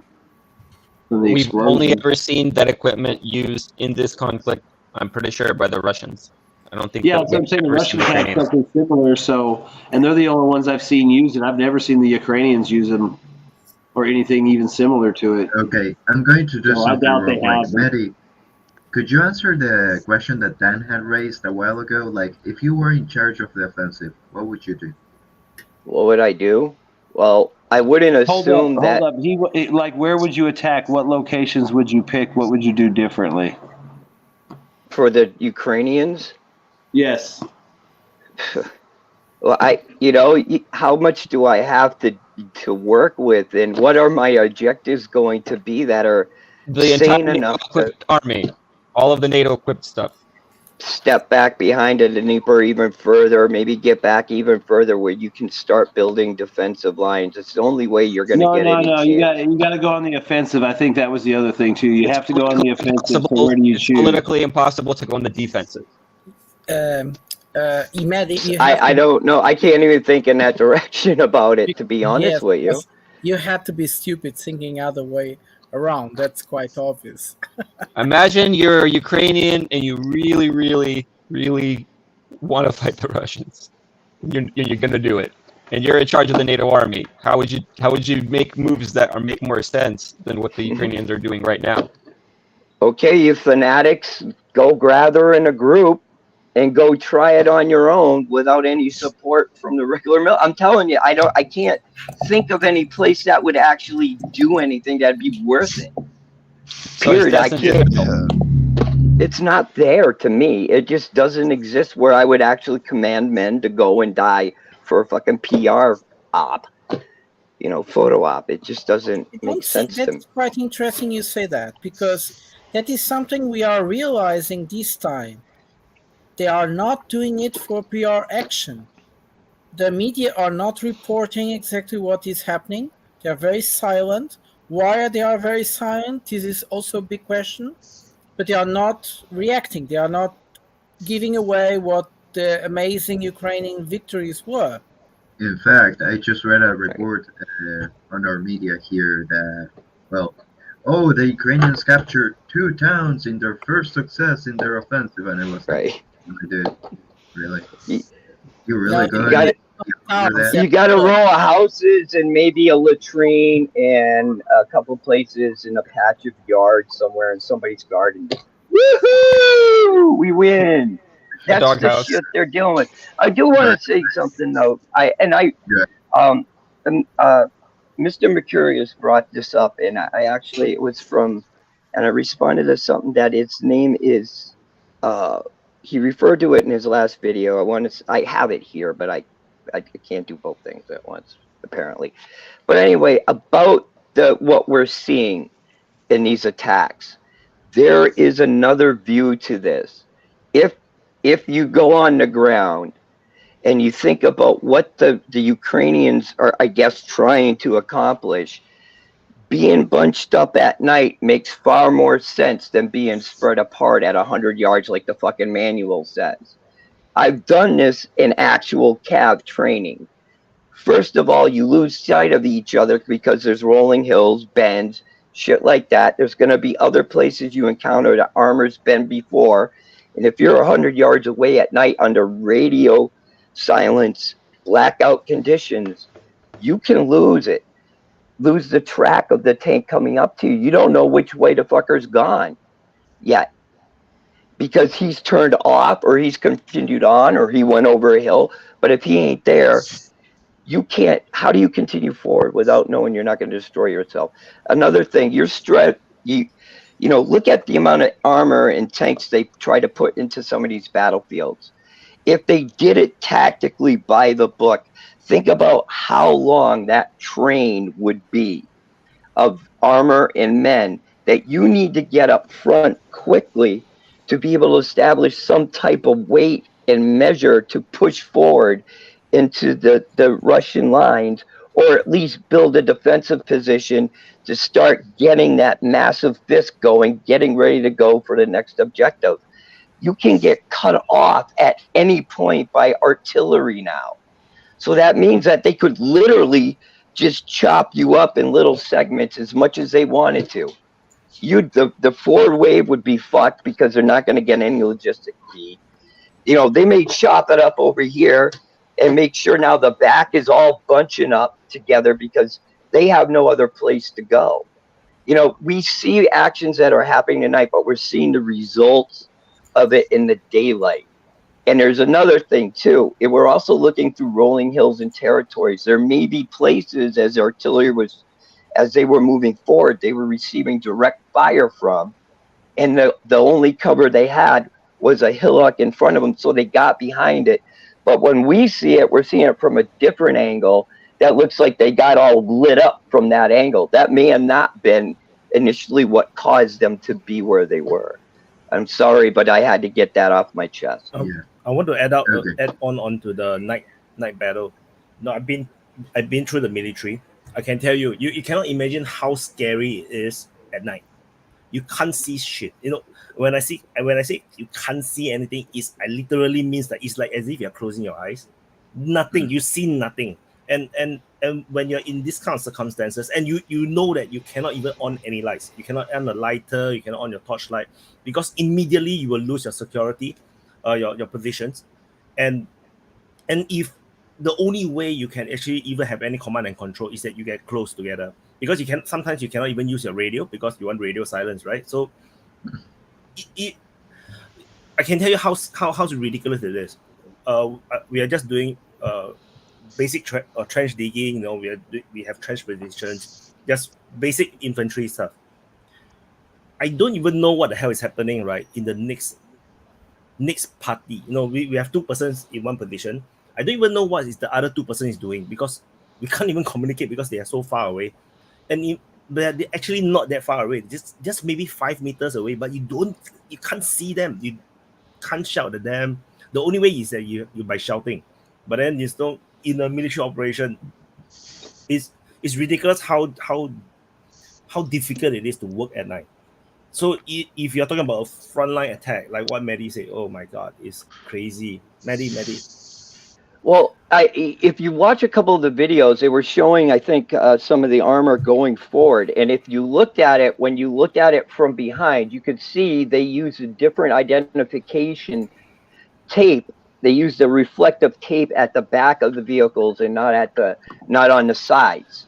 And maybe on the back, like lower rear, where maybe that you may want to do that just so that you know, if you're looked at from the side, they would at least know who you're from. But it was taped in the back because that is trying to make the visibility of the other tank ahead of you easier to see, basically at night.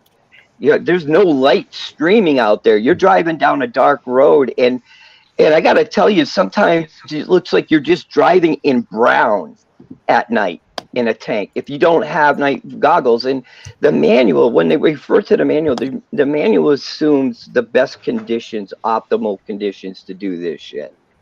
The reflection of the battlefield with the terrain, the obstacles, the type of fire you're receiving can change things in a moment to where it's being strung out for 4 miles because you want to maintain 100 meters distance because the manual said so. Just doesn't make sense, because you're going to die. That these tanks and this equipment works better at night because they have better optics. Oh, that shit. They assume that these tanks that they were going to go up against at night, because they brought the M2A6 on and its optics package, that somehow this thing would miracleize the West, you know, freaking eternal freaking whatever.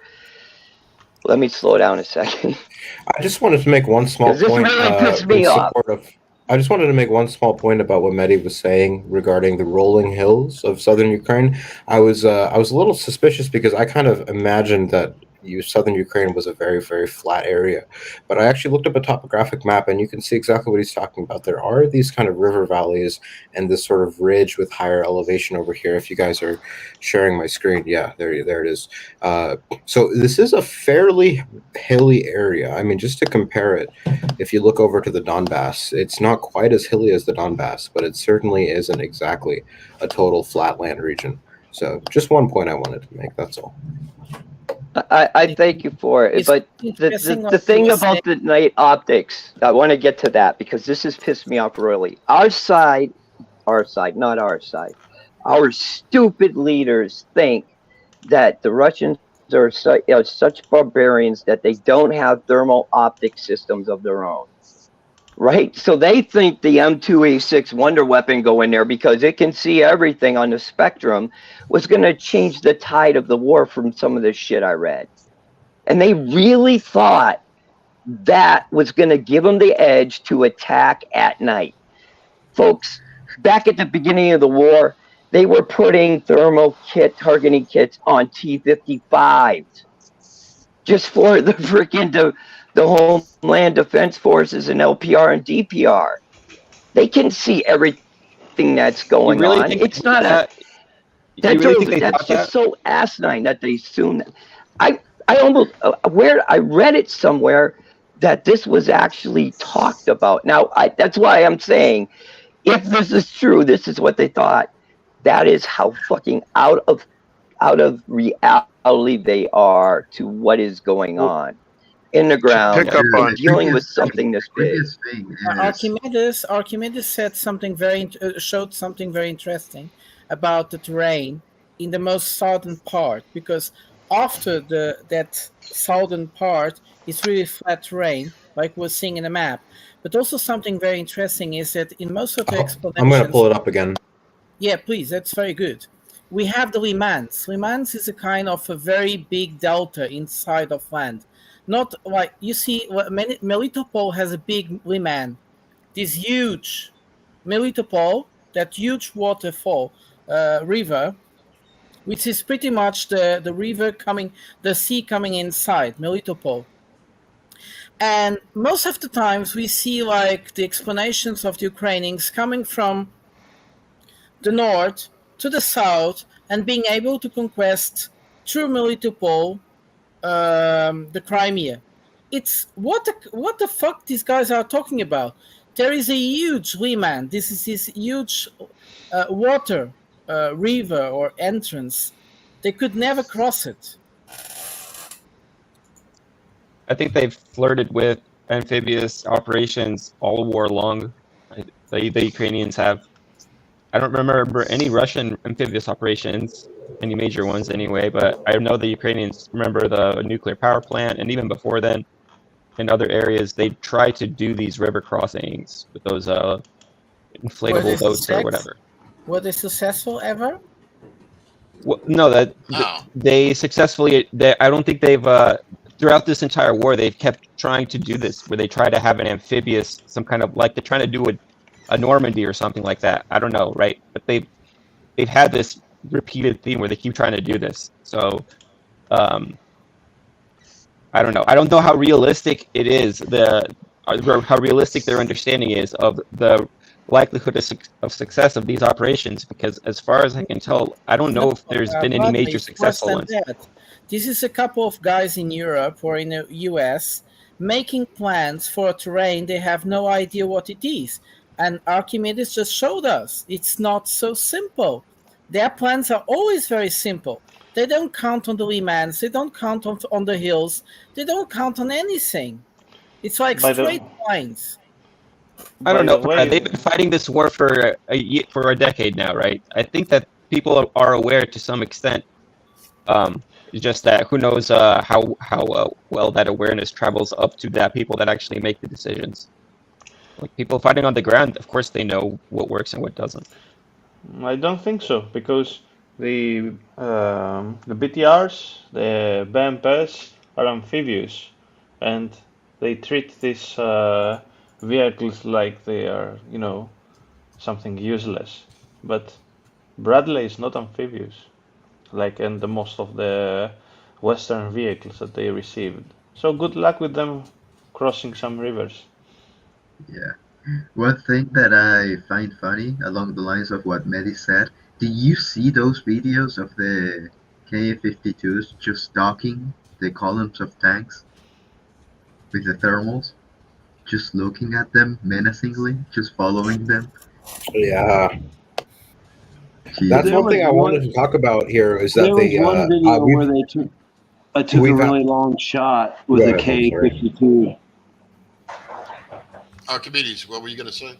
I just wanted to bring up the point about the Ka-52s because I feel like at the beginning of this war, the Ka-52s were almost a punchline. You know, if you guys remember, those attack helicopters were doing that kind of stupid thing where they were going up like at a 45-degree angle, firing off the missiles in order to get as much range as possible. It was a joke. I mean, they had low accuracy. It was really ridiculous. And that was because of the air defense environment at the time, which is extremely different from how the air defense environment looks today. And we're seeing all of these videos coming out from the Ka-52 standing there and just decimating these columns of tanks and armored fighting vehicles. It's really, really, really extraordinary. I think that's an important topic.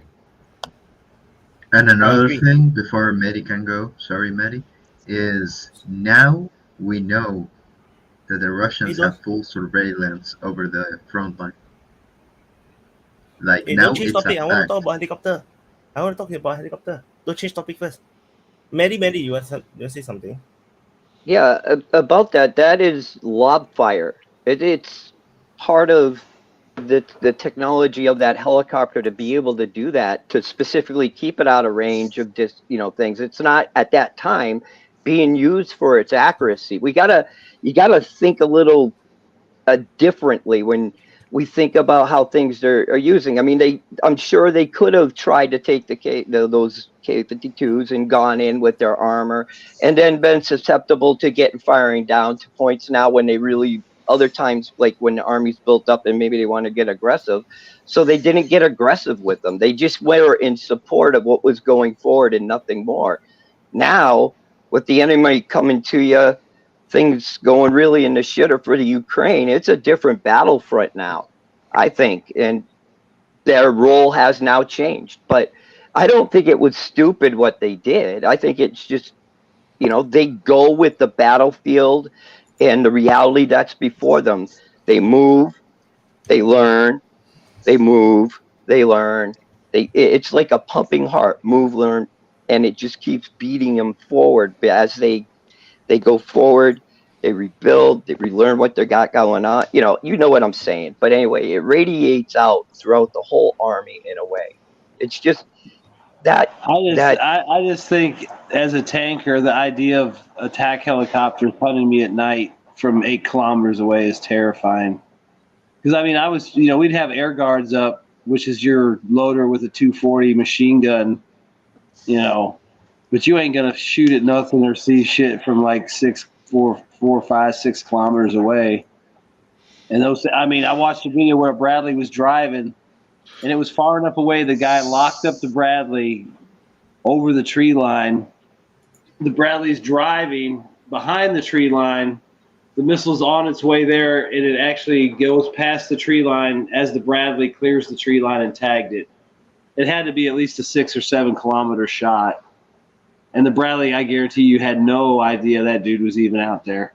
And that's terrifying because, well, I got a question about that. Like, do you think that simply that the Ukrainians, when they were planning this offensive, didn't realize that all the air assets that the Russians had? Could that explain the poor performance, perhaps?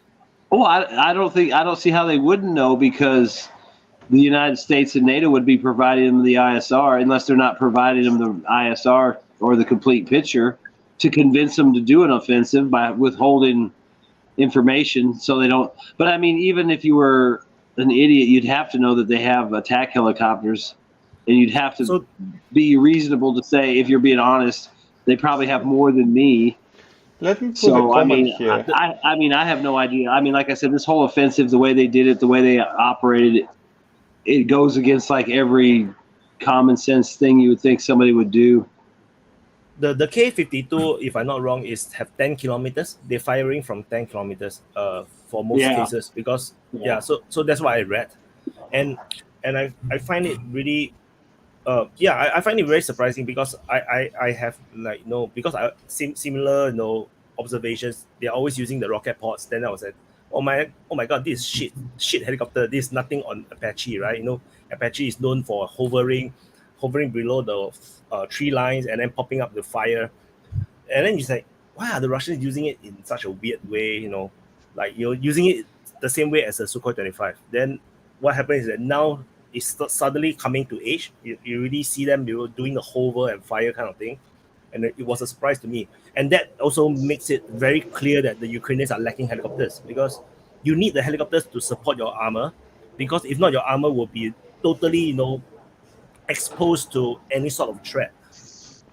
I mean, if you think about it, those helicopters are operating within manpad range, most likely, and they're not being engaged by manpads to take those shots. Because I mean, that's what surprised me. In ideal conditions, you'd get the 10-kilometer shot with the Vicor missile. So let's just say, to be conservative, they're probably shooting 6 or 7 kilometers out, which means they're probably within range of some of the man pads and some of the more portable air defense systems if they're available. Yeah, the Swiss. So they're obviously not there because they're pretty much operating with impunity. No, because it's the difference between defensive and offensive operation. Because if you are in the offensive operation, your man pads you cannot plant it on the ground, right? So you need the armor with the air defense system that to follow your armor convoy. Yeah. But Yeah, if they you need are like in defensive, Gepards. They need like Gepards. They need like Gepards with them, Tor ones, Tunguskas, whatever, Okay. to be So- rolling along with them, because that's the other problem. They're advancing out from under what little air defense they have, and you can see what's happening. I mean, they're being stalked by Mi-28s, K-52s, probably not Heinz, but those are probably getting a lot of work in the daytime. But I mean, those two helicopters alone, the 52 and the Mi-28, are both, excellent tank killers. I mean, and plus you're killing, for the most part, Bradleys. So Chris hasn't had a chance yet to speak. Go ahead. So I had basically one thought on this, and that's that I think Ukraine is still trying to shape the battlefield here in terms of basically running these very lightweight offensives to try to fix Russian resources. So that might explain some of their reticence to use what air assets they have and air defense that they have on these particular pieces. I think that we may see a heavier, possibly somewhat more competent offensive coming perhaps in the next week or so. I honestly am I don't think it's going to be very effective, but I think that we should recognize that Ukraine fighting with very limited resources when they're trying to do these shaping offensives may be very reluctant to put certain kinds of assets on their front lines. what are the assets do you think that they held back? I don't see they pull back much. I think that basically they're going in without basically at this point very much in the way of air defense and absolutely no air support whatsoever.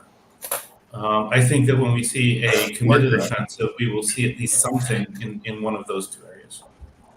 Okay, can I say something, bro? No, Mehdi, go ahead because you wanted to say something before. One of the things we're discounting is that, Russia has put a lot of direction in its military for standoff distance and target detection and ability to kill. And we haven't kept up with that, at least from what we know. If they're hiding something back there I've never heard of, God bless America. Oh yeah, at least there's something. But, that's the thing that, people sending F-16s, they would get blown out of the sky by something that long ago detected them, probably as it heated up the runway. To be honest with it, we're looking at scales like that. There's a big comparison between the scale of what Ukraine could do, a big difference rather between what's available for the Ukraine to do and what the Russians are doing. I have to ask this question: what would they be shaping the battlefield to? I don't see anything that they could change and modify that would be in their advantage to hold for long term to lose this much men and equipment. Mehdi, you might be right, but this is the discourse, the narrative of the Western media. Ukraine is formatting the line. They have the power of shaping the front line, and as they shape the front line, they will bring their beautiful, amazing offensive. Please, I am not. I hope I didn't offend you. Trying to bring because it's the narrative on the main media, Western media now. Well, okay, so first of all, I think you have to recognize what Ukraine's up against. There are hundreds of thousands of Russian troops that are basically in reserves that haven't really been deployed yet. So that may be why they're committing the resources that they are, just simply because this is the last gasp.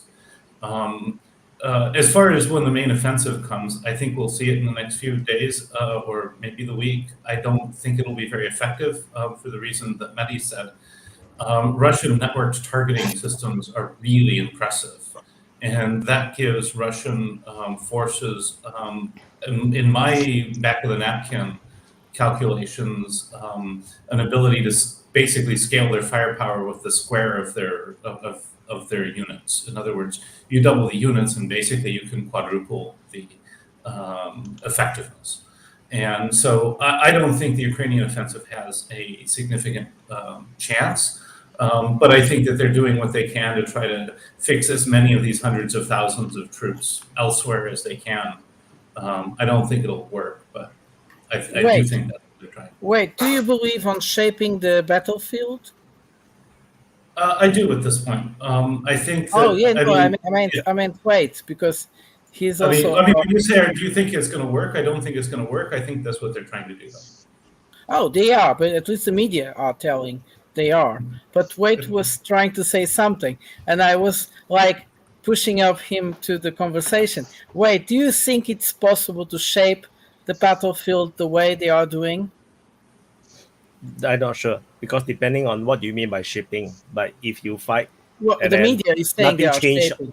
If nothing changed in the front line, then I think the dam exploding shaped the battlefield way more than any attacks can, because the entire battlefield 1,000 times more than anything you could do with infantry. The dam shaped the battlefield. So if you didn't do something immediately after that, you're not going to.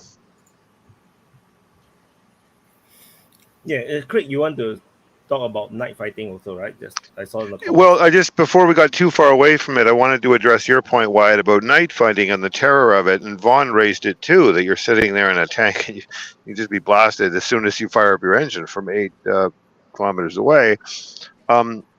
This is why I said earlier, agreeing with Dan, that you know, the total shape of the forces is not good under the NATO kind of leadership, and it maybe does take 10 years to completely recreate doctrines, build new every new weapons of various kinds. I mean, just to very briefly address what you said about being alone in a trench, Wyatt.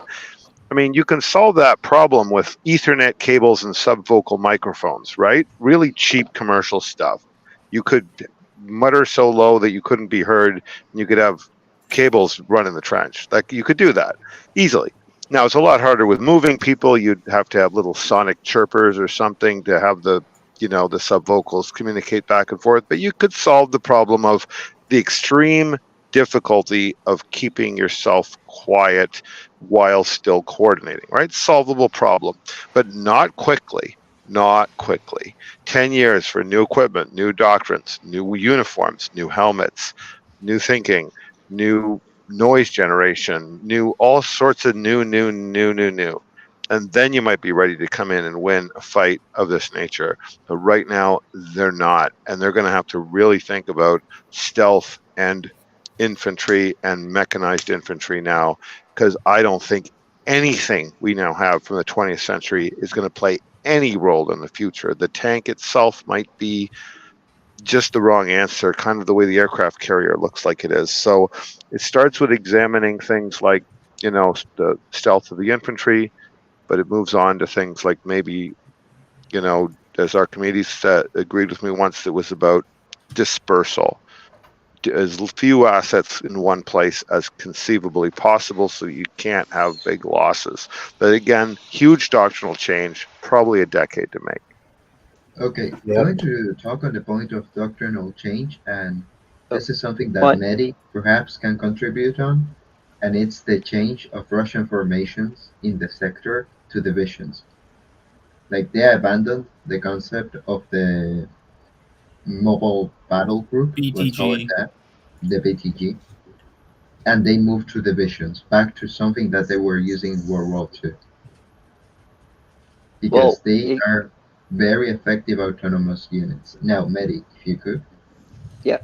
The Russians, first of all, are always modifying their forces. Just because they went into mobile tactical groups where the command was actually at, where they were actually making the decisions to change on the battlefield, mostly, they went to the MTGs. But it reflects the type of fighting they're doing. If you read about it in the Russian way of war, is that there's nothing to prevent them from flowing through these objects, getting enough room between these units to maneuver, and then they go back into a mobile battle group 20 miles wide, 60 miles deep, like a lawnmower. There's nothing. That's why this really this Ukrainian offense just it kind of drives me crazy, because they ain't, if they use their reserve to be able to fortify failure in what was once known as Bakhmut, and then trying these PR attacks, there's nothing to stop the Russians to just forming up like that and moving forward. The only thing they could worry about is maybe NATO getting aggressive, but you know what? Those forces are designed to travel with their layered air defense with them. So go ahead, NATO. You know, it's not, it totally changes that, you know, the whole, it changes everything. That's one of the big changes that's happened recently, is that Russia used to kind of organize its forces within the battalion tactical group format, which was sort of if I remember correctly, something like a 2,000 to 5,000 person sort of a brigade strength a unit. But recently, as far as I understand, they've kind of reorganized their army into division strength units, where those divisions are sort of the main units, and that's important because those divisions have integrated air defense within the divisions, which the battalion tactical groups did not. I think that's a very, very important point. Those divisions actually, one second, those divisions actually in Rush, they call them something different. They're like divisions, but they're not. It begins with a S-E-Y. I can't remember. I'll look it up right here beside me. Hold on. Yeah, just I was going to say something real quick. Like if you look at Wagner, I was reading one of their things about their comparisons between them and the regular Russians. They state specifically that, you know, in the combat zone, that you'll have a conditional regimental commander in the adjacent trench, and 2 trenches back you'll have a conditional divisional commander, and those guys will run the operation, and from those guys they have complete support, no bureaucracy, whatever they need they can get. So I mean, it's just another way that they've adapted quickly and changed things. And I mean, I didn't know that. I mean, you know, they have the detachment commanders, which are all their veteran guys that move up, but apparently they have a more complex chain of command too, probably just to facilitate the support and make sure things get done, you know.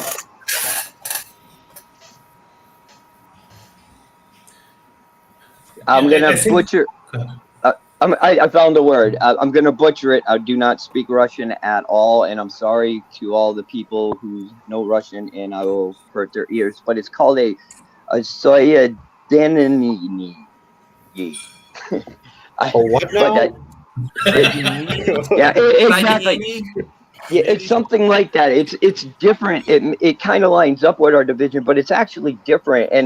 And you know, the Russians seem to go wherever the best command and control structure will be for what's opposing them at that moment.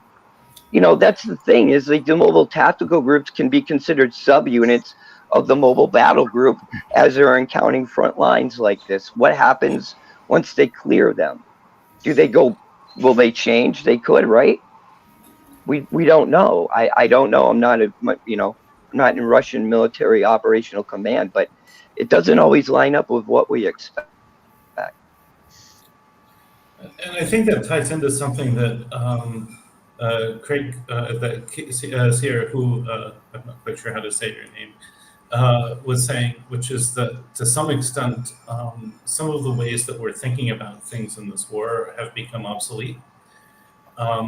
One of the things that's really impressed me has been the degree of integration of things like firing control and lock-on systems that the Russians seem to have. And I know that they're not the only ones who have them. The Challenger tanks have networked lock-on systems also. But you know, you're sending in 10 Challenger tanks that can maybe integrate their lock-on systems. But if you're up against the same sorts of things where Russia's managed to accomplish that with many more tanks and artillery and so forth. It may not be that tanks are the wrong answer. It may be that our approach to tanks may be the wrong answer. That there may be that we may be completely missing some big pieces there. I think that the tank has a long future because you're always going to need a war tractor. You're always going to need a tractor that does tractor work. Because that's what work is. That's what war is. It's obviously hard work, right? You look at it. It's just dudes that are using tools that it's unfortunate that the tools are not for, agricultural reasons. It's for the destruction of, other people. But it's still a lot of hard work. And you're gonna need tools that accomplish the job. You're gonna need a thing that does. Okay, let's say the drone of the future is not the drone of the future. You're gonna need something that does that job. Let's say, for example, the tank of the future looks different. You're still going to have something that plays the role of a war tractor. You're gonna need it. You're not gonna get rid of that completely. So there's gonna be a future for that. I think for as long as there's gonna be wars fought on land, you're gonna have a need for it. In 1984, changed, but in 84, the U.S. military designed a 40-ton tank and a 20-ton IFV on exactly the same armor platform, track platform. It was an all-electric design, which I think is still very practical and intelligent thing to do because you can use any fuel type. You swap in a generator for whatever fuel is available, and then you go as far as you want. So they've been thinking about this, but I think in terms of tractor is an interesting word. Most tanks were produced in tractor factories in World War II, I think. Maybe just the sheer expense and difficulty of having specialized military hardware is the problem. Maybe you'd be better off designing a general purpose tractor platform and building the best possible IFV or tank you could on top of it. Then they could be commercially cheaply produced in vast numbers, like the thing that Dan was prowling around Siberia on. People are using that for camping right now, but it's a military cargo carrier. What if you had 1 million of those in your country? Right? Then you could commandeer civilian ones and people would know how to use them. Like, it would be more powerful than having a much smaller number of highly specialized pieces of equipment. So, well, I mean, look, the main thing.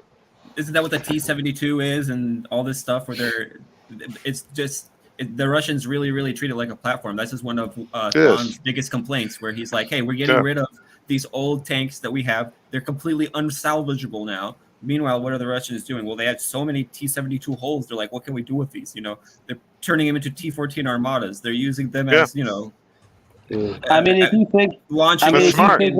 if you think about it, the tanks that Mehdi started out fighting against when he had the M60A3 before the Rush, our tanks are gone. The tanks that guys my dad's age would have fought against in Russia, those, the American version's gone, but the Russians literally still have the T-62, the T-72, the T-80, T-90, T-64. I mean, everything that, they designed to fight us 30 years ago or 40 years ago is still can be used, whereas everything we have that we built 30 years ago is pretty much gone, rusted, unrecoverable. I mean, you could cut it up and melt it down into new tanks, but that's about it. I mean, it's just crazy. I mean, I know we don't have everything saved, but the idea is that, I mean, like the main gun ammo. They've been making 125 ammo since 1962, and people act like they're going to run out. And that covers every single tank up to the T-14. Yeah. And one thing that it seems like in the West we forget is the more shit you can throw in the general direction of the enemy, the better. Even better if that shit is heavier. So getting rid of old vehicles doesn't make sense, because that's more shit you can throw at the enemy. Yeah, it requires maintenance, it requires maybe half-life repair, it requires changing the hull, but that's more shit you can modify them into other platforms too, like the Russians did with the Terminators and stuff like that. I mean, you could use M60 hulls and mount air defense pods on them, or like tow, like the ITV tow launchers, stuff like that. I mean, That's what the Russians are doing. They're using a T-62. It's like, yeah, but they're putting something else on it. I mean, look And at some of the thing is, MPLBs that are driving around with the freaking, looks like gray naval guns mounted to them. Because, I mean, Yeah, and the they're thing is huge. that they got those 4-shot auto mortars strapped to the back of MTLBs. I've I seen wanna them go after you, Manny. 120. They got 120 millimeter mortars. I've seen them, in a pickup or in one of those army trucks, and they put like a foot of dirt in there. Then they set the mortar base plate into a tire, strap it down, and they just drive. They got a few cases of ammo in there, and they just drive around, stop, make a couple adjustments, fire off 4 or 5 rounds, take off. I mean, Yeah. they've got massive amounts of firepower available to them from, look how they use the AGS. I was watching videos today of Ukrainians hiding in the trench, and you could hear in the distance, pop, pop, pop, pop, pop, pop, pop, and then a few seconds later, you could hear them going off around them. And it's like, that's, it's not very accurate, but it suppresses them.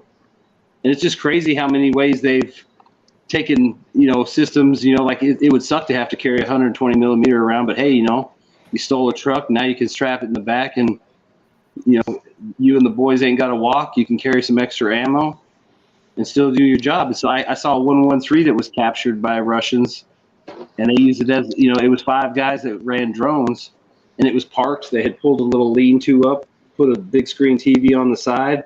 Guy was sitting on a little fold-out chair, looking at the drone, and they had the antennas and stuff set up on the nice flat top of the M113. I mean, it's like, that's not issue. They'll probably use it until it breaks down, but I mean, they're very adept at just using whatever's available to make it into something. I mean, fuck walking when you can ride, even if it's only for another 6 months. Yeah, one thing I really wish we had Vaughn's whole rant about from the Telegram about about how rednecks in the junkyard are really the most dangerous people in a long war, because you run out of everything and you have to recycle and improvise and invent in the field, and those people can do that and a lot of people can't. And that's it, exactly, what you're just saying is this is a clear example of improvisation in the field, and whoever can do that longer with the other guy's junk and what you find will win. Go ahead, Maddie. I mean, and think about it, they probably got tens of thousands of 120 millimeter mortars sitting around in warehouses. They probably got thousands of freaking Yaz trucks sitting around. It's like, why not just strap some fucking mortars in the back and hand them out to dudes that know how to do it? And just, like I said, you drive around little packs, and all you are is mobile fire support for whoever, wherever. Yeah, Maddie, can you please cut in, or I'm going to cut in.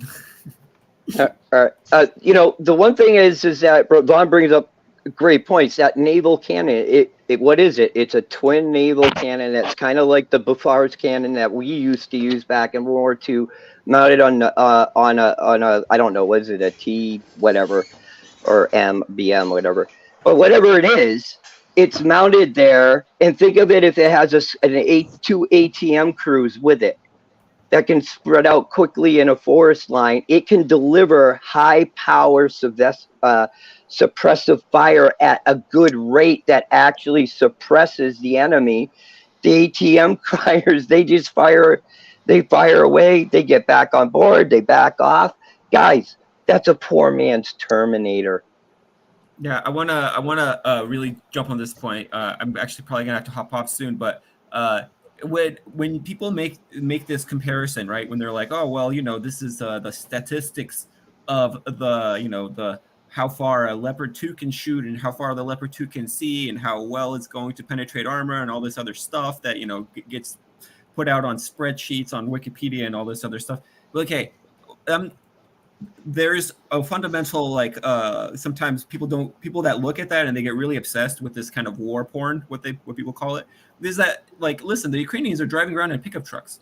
So do you think that a pickup truck, you think that they wouldn't rather the equipment that was not even designed to fight war in the first place, right?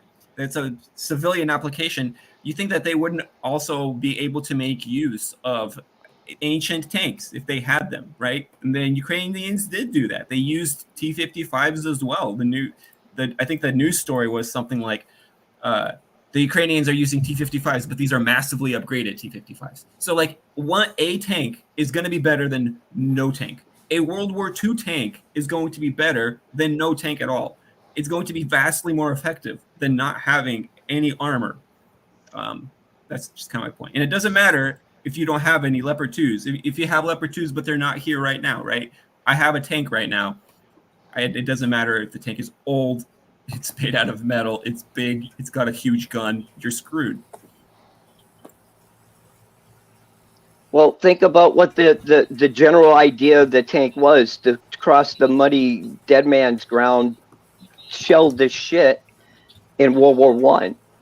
You know, if you read about history, Eastern Front and all that, you will see both sides multiply will say this, is that the only way they could move around was because of the tracked vehicles. All their wheeled vehicles have problems. The only ones that could be able to navigate and still keep operations going were the tracked vehicles. That is a complete misnomer about what actually happens out there. Is that if your logistics can't keep up to you to feed you with bullets, no matter where you go, you're eventually going to get isolated and killed because they can't feed you what you need. You can only go as fast as they can. You know, that's just a fact. They say it over and over. The tank in some format, I think, will always be around. Will it even be manned? Who knows? You know, will we even call it a tank? But there will be something there that can hold ground when nothing above them can kill it.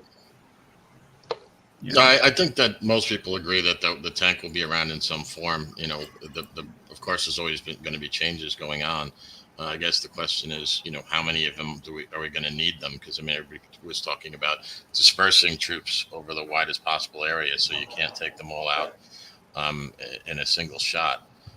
But I was thinking about, I think Chris had mentioned earlier that he thought that there'll be a large, this is not all we've seen, obviously, from the Ukrainians, that they will make a much larger punch. But that kind of falls back to what I was thinking about logistics. How will they sustain that logistics when they have no real, at least it seems, no effective air defense? You know, because like there was that joke that amateurs talk strategy, professionals talk logistics, right? Doesn't it? Like, you know, Vaughn, Mehdi, I mean, you guys have, you know, been in the military. I mean, doesn't it ultimately all come down to logistics in mobile war? Every war comes down to logistics. Yeah, and I mean, the problem is I mean, whatever they get together to feed the offensive, it's all exposed the whole way, you know, because of the drones and the satellites and everything else. So, I mean, they're just at a horrible disadvantage. I mean, even if they had air defense and stuff like that, it was there was parity or whatever, both sides would be taking damage to their supply lines and everything else. It would just be more costly for both sides. But, I mean, right now, it's like Ukraine they're naked. I mean, they do have some stuff, obviously, but I mean, they're having supply convoys swarmed by kamikaze drones. Like in that one video, let's say 6-7 drones hit a convoy of 4 to 5 vehicles, including a tank or two. Well, I mean, wouldn't it be easier to take out like a fuel truck than it is to take out a tank? Oh yeah, but I'm just saying. I mean, just take out they could all just run out of fuel and then just be stuck there, right? I mean, you know. Well, that's what I'm saying. I mean, that's the thing. Their logistics are already strained to the limit, probably, anyways, and that's just another way to hit it with drone swarms, artillery. I mean, there's really, I mean, there's just no. I just don't see any way they can sustain any kind of offensive or any kind of penetration, because everything that they would need would be getting hit the whole way there, and then once it gets there, it's going to get hit, and then you got to distribute it while you're, you know, getting hit. I mean, even if they have some air support and some artillery support, they're still outclassed, 10-1 and 5-1 in guns, tubes, whatever. And yeah, I mean, know that the aircraft are operating with pretty much impunity. So because I mean, all the Russians got to do all the Russians have to do is fall back and let the Ukrainians keep coming deeper into their air defense cover, and then they don't ever have to worry about shit. I mean, that's why like I said, that's terrifying to think. If I was on a tank, I'm out there, and these motherfuckers are hunting me with thermals from 6, 7, 8 kilometers away and tagging my ass. I mean, and you can't see them. And I mean, the only thing that would save me in that situation would be an active protection system, maybe. Because I wouldn't see it until it was too late. Now, what am I going to do, shoot it with a machine gun? No. I mean, that's what I'm saying. It's fucked up because, I mean, you're very vulnerable, and the way that and think about it, all those trucks and stuff, they're not going to have active protection on them. They're going to have some guy trying to stay awake driving down a muddy ass road or something through a sunflower field, trying to get to some tanks at some location somebody told them 6 hours ago. That brings us back to the same question though that we had asked like an hour ago, which is what the hell were they thinking then? What the hell was it? I don't think anyone's come Maddie up thinks with a good it's answer. Maddie says it's that level of incompetence. I mean, I don't know it's incompetence. I think the problem that we're seeing here is an acute lack of Ukrainian capabilities. And I think they're doing the best with what they have, but I don't think they have very much. And they're being forced to probably do it too, so they have to go with what they got. Yep. They're being forced to do the Rumsfeld doctrine. You just go to war with the army you got. You go on the offensive with the army you got. And I mean, think about it. It's all those motherfuckers, proteges, that are telling the Ukrainians how to fight now anyway. Well, I got to ask, if we did this offensive to really think about it, let's go back to where it would have to be planned. Where do they have the command staff and the organization there together that can control and say, we're going to take units from here. We're going to gather them here. We're going to spread them out. We're going to get them closer to the front so that when we attack, we can go in waves, blah, blah, blah, blah, blah. But first of all, did they even have that command structure to even do that? And that's, I think that gets missed, is that there are breaks in the structure of the command right now, I think, on the front, where you may have some people just acting on what they're saying. Because if you really think about training wise, if you're going to pull off an offensive, the Russians always train to do the offensive before they do it. Usually that's what you want to do. How much time have these units that had gotten coordinated together? Did they have enough time to even get to know each other, as in who would be to the left of me and who's going to be to the right of me? Because that brings up a lot of questions when you're on the front attacking yourself and you look over and there's somebody there that, but they don't really have time to get to know their buddies and stuff. Right. I mean, think about That's what I mean. The Germans did that and they still fought viciously.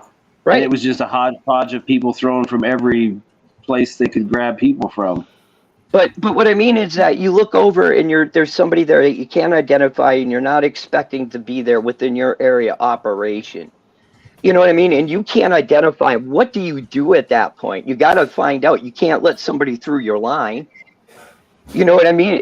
There's a lot to what's going on. The decisions the tank commander has to make, and the platoon leaders and sergeants, is that sometimes what you see is not really reflective, probably, of what reality was that caused the scene.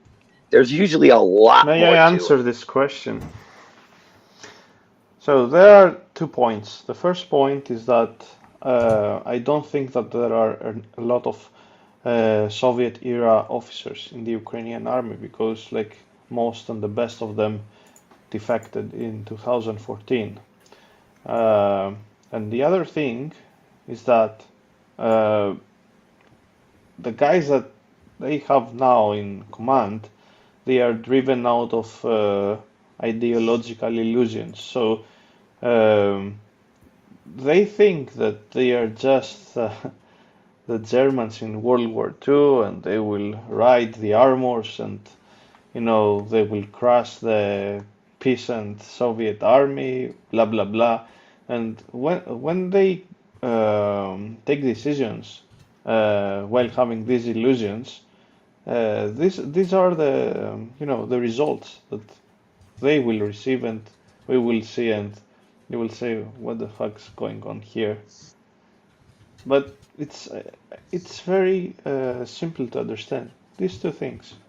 They don't have good officers, that they have understanding of the tactic of the Russian equipment, the Soviet equipment that both sides have. The second thing is that they have illusions, because you know what? The eager people to go and to fight were those that driven out of ideology, and not just let's say a bureaucratic form of military, like something deeply rooted in the nation. There is no such thing in Ukraine right now. I think one thing that I would note, getting back to Vaughn's point, and I think it also ties to your point also, is that the forces that we've seen in these offenses so far look to me to be very, very, very green. In other words, an MRAP hits a mine and everybody starts driving around in circles, or stops, or whatever. Or drive straight into the minefield, it doesn't to me look like they have a lot of combat experience. It doesn't to me look like they have the sort of stress management that you'd expect from those cases, from actually having combat experience. So it looks to me like what we're seeing so far is that very green troops have been thrown into the front line. So I don't think they've gotten to know each other. I don't think they've gotten training. I don't think they've gotten anything. I don't know if they have some more experienced troops holding back for a later offensive, but so far what we've seen has been really, really, really, really untrained. I want to do my closing, so really quickly, if you guys don't mind, because I got to actually hop off. Okay, thanks, Maddie. I'll make it really short because I have to go, but I was just going to say that whatever it was that Ukraine tried, we don't know exactly what it was, and it looks like it didn't go too well. But this might be the beginning of the end for the war in Ukraine. I think that we're already seeing that. These discussions sort of happen where people in high places are starting to kind of a little bit waver in their support, I think, for this war. And I think that this is just going to accelerate whatever the end game for Ukraine is going to be. And that is all I have to say. Thank you very much, gentlemen. It's always a pleasure to be here, and have a great rest of the chat. Yes, stick to this computer.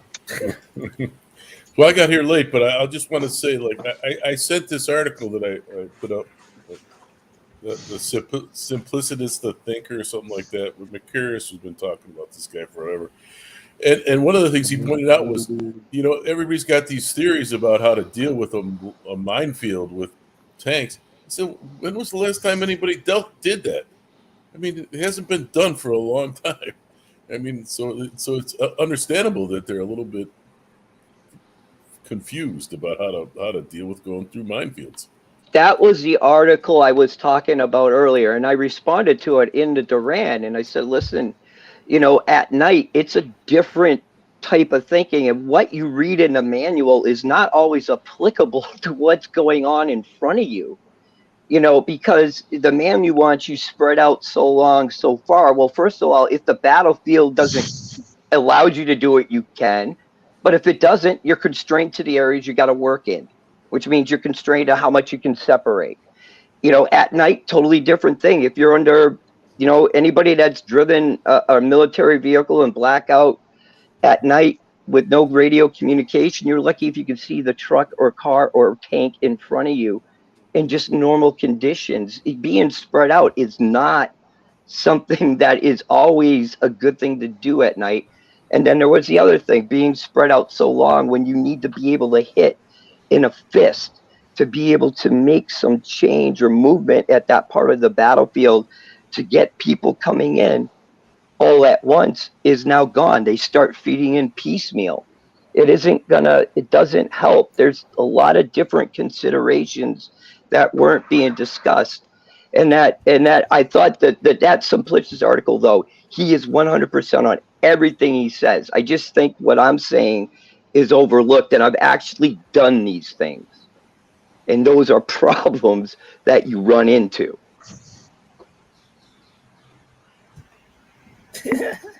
McKerry. Hey guys, I was listening to you guys as I was driving, so good show. I loved it. So there's something Chris said about them using inexperienced forces right now, and they were, but now the guys who broke through Zaporizhzhia and took a couple of settlements, those were the same units that the Russians have been fighting since February, like really experienced now, and the Russians were smart enough to just withdraw and let those guys take a couple of settlements. And then also, I think you guys were talking about helicopters earlier. And somebody mentioned how those unguided munitions are just like as if they are useless. Actually, I was reading somewhere that they use a very advanced form of like a ballistic computer that actually makes them very accurate. That some of the French Foreign Legion guys who are in the conflict were talking about, and they were asked what they are most afraid of in the front line, and they say the one thing they're more afraid of than even artillery are those munitions being thrown by the helicopters and the other SU 24s, SU 25, I think. Yeah, SU 25. Yeah, Yeah, it's 35. yeah, SU 25s. But yeah, that, and I don't know whether these are closing, but I don't know whether you guys heard that they were using HIMARS against trenches, against 45 positions, which I found to be quite interesting. Like, oh my god, that's an insane way to use such expensive munition. But yeah.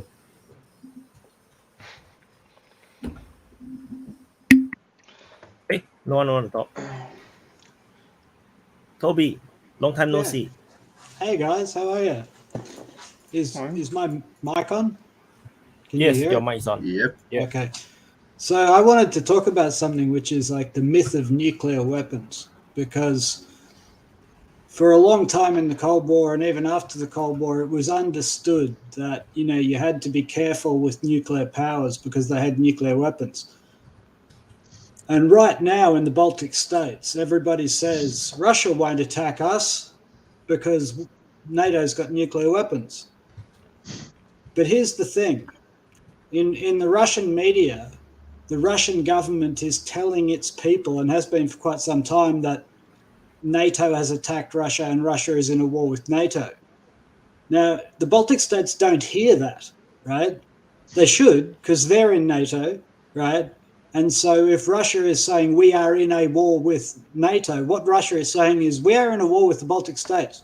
It might not have turned hot on that front, but that's what the Russian government are telling their people. And now, again, the position in the Baltic states is Russia will never attack us because NATO's got nuclear weapons. But what I want you to think about is this.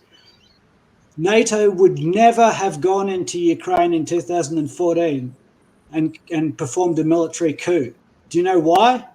Because Russia's got nuclear weapons, right? You see, NATO changed the rules. NATO called Russia's bluff, and NATO were right?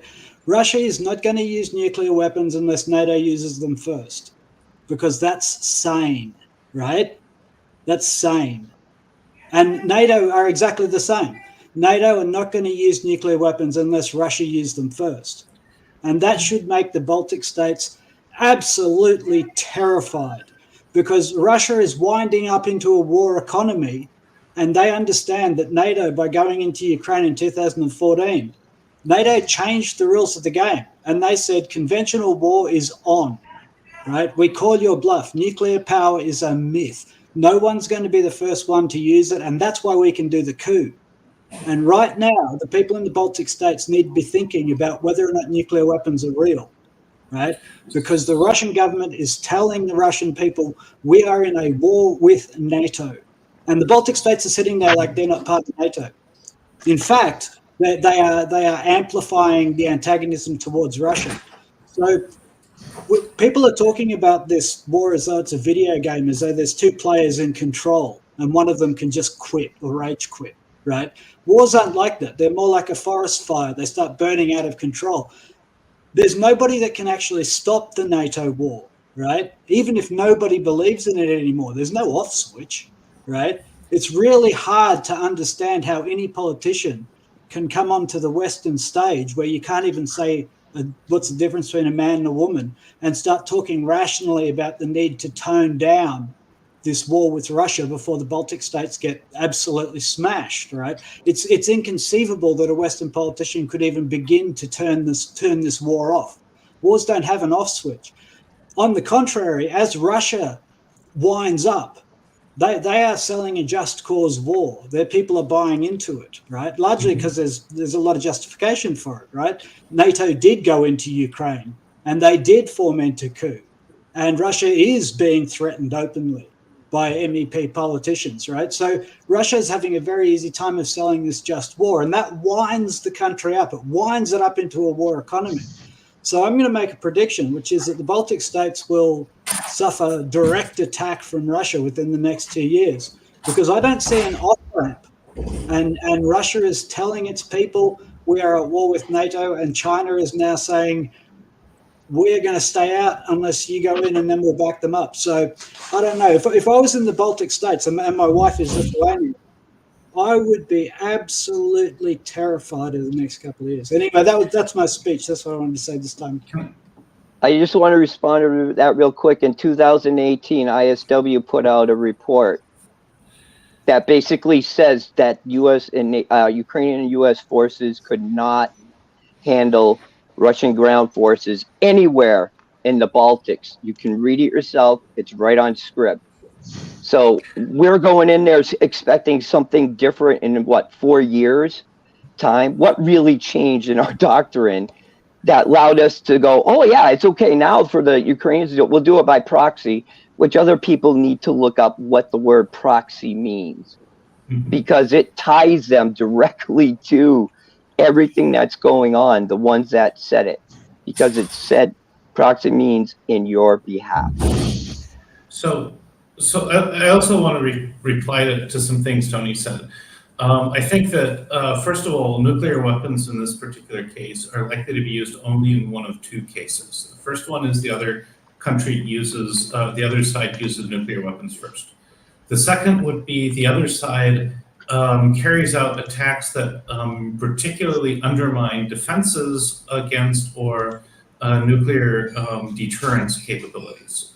So, for example, I think that if NATO were to try to take out integrated air defense around Moscow, that could result in a nuclear attack. Not because there was a nuclear attack first, but because that would leave Moscow vulnerable in a way that would be seen as an existential threat. So I think there are some non-nuclear scenarios where things could escalate, but otherwise, I largely agree. As far as the Baltics are concerned, I think the two countries that need to be most scared at the moment are Estonia and Poland, largely because those two countries have been chomping at the bit to get involved in one way or another. And I think when Stoltenberg says Baltic states and Poland will go into Ukraine, I think he's referring very specifically to Poland and Estonia. If those two countries were to send troops, I think they would just get wiped out, and then the question would be what then? Chris, if I may, right, I understand what you're saying because I also watch the Western media. So I understand this fantasy that Poland and Estonia are not at war with Russia and not supplying lethal aid to kill Russians and are not focused on the overthrow of the Russian state. And so I understand that, right, because the Western media tell us NATO is not at war with Russia. But from the Russian perspective, Estonia and Poland are already in this war. They are already hostile actors who are threatening the overthrow of the Russian state. If you did that to America, right, your days would be numbered. No question. And this is the thing. When I hear the Russian state telling the Russian people, we are not at war with our Ukrainian brothers, we're at war with NATO, right? It's like, oh, well, yeah, that's interesting. Where's the off-ramp for this, right? Because if the Russians don't believe that NATO will use nukes unless they use them first, right, and that's the new world order, they can do whatever they want in the Baltic states. I mean, they can burn them down from within with terrorist actions posing as rebel freedom fighters. And this is the weird thing. It's like Europe doesn't seem to understand that Russia might have like 100 people make $1 billion each, while 1 million men die on the battlefield over the next 5 years. And that's fine. You know, like that's horrible, but it's not unthinkable.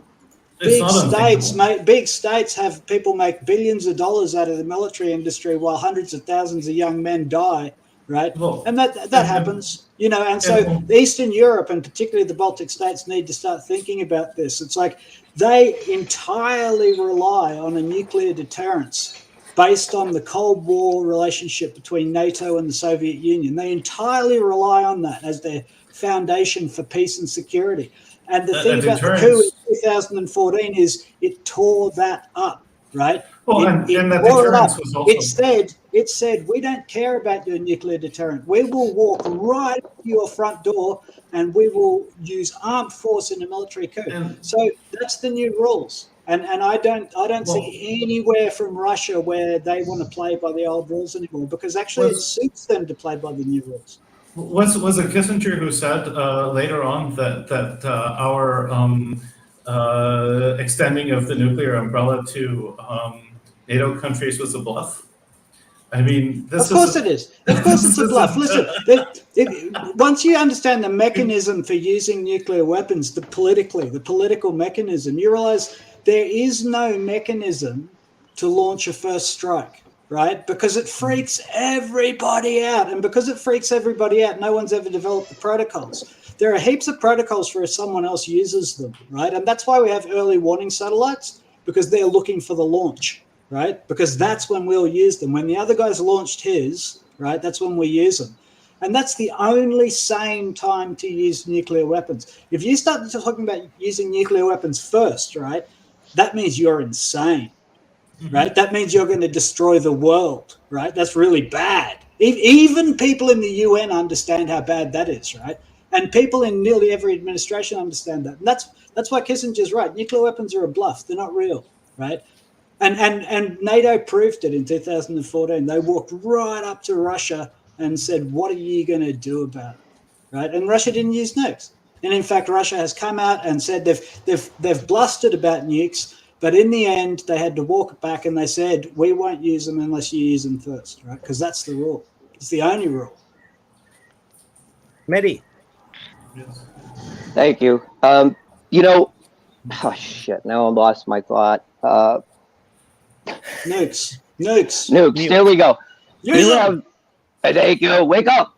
Anyway, so you guys have seen, most of you have seen, I put it out there. It is a picture or a document that shows NATO's own manual saying they would only really realistically be able to fight up to 5 days, and then they would result in using tactical, quote unquote, demonstration nukes.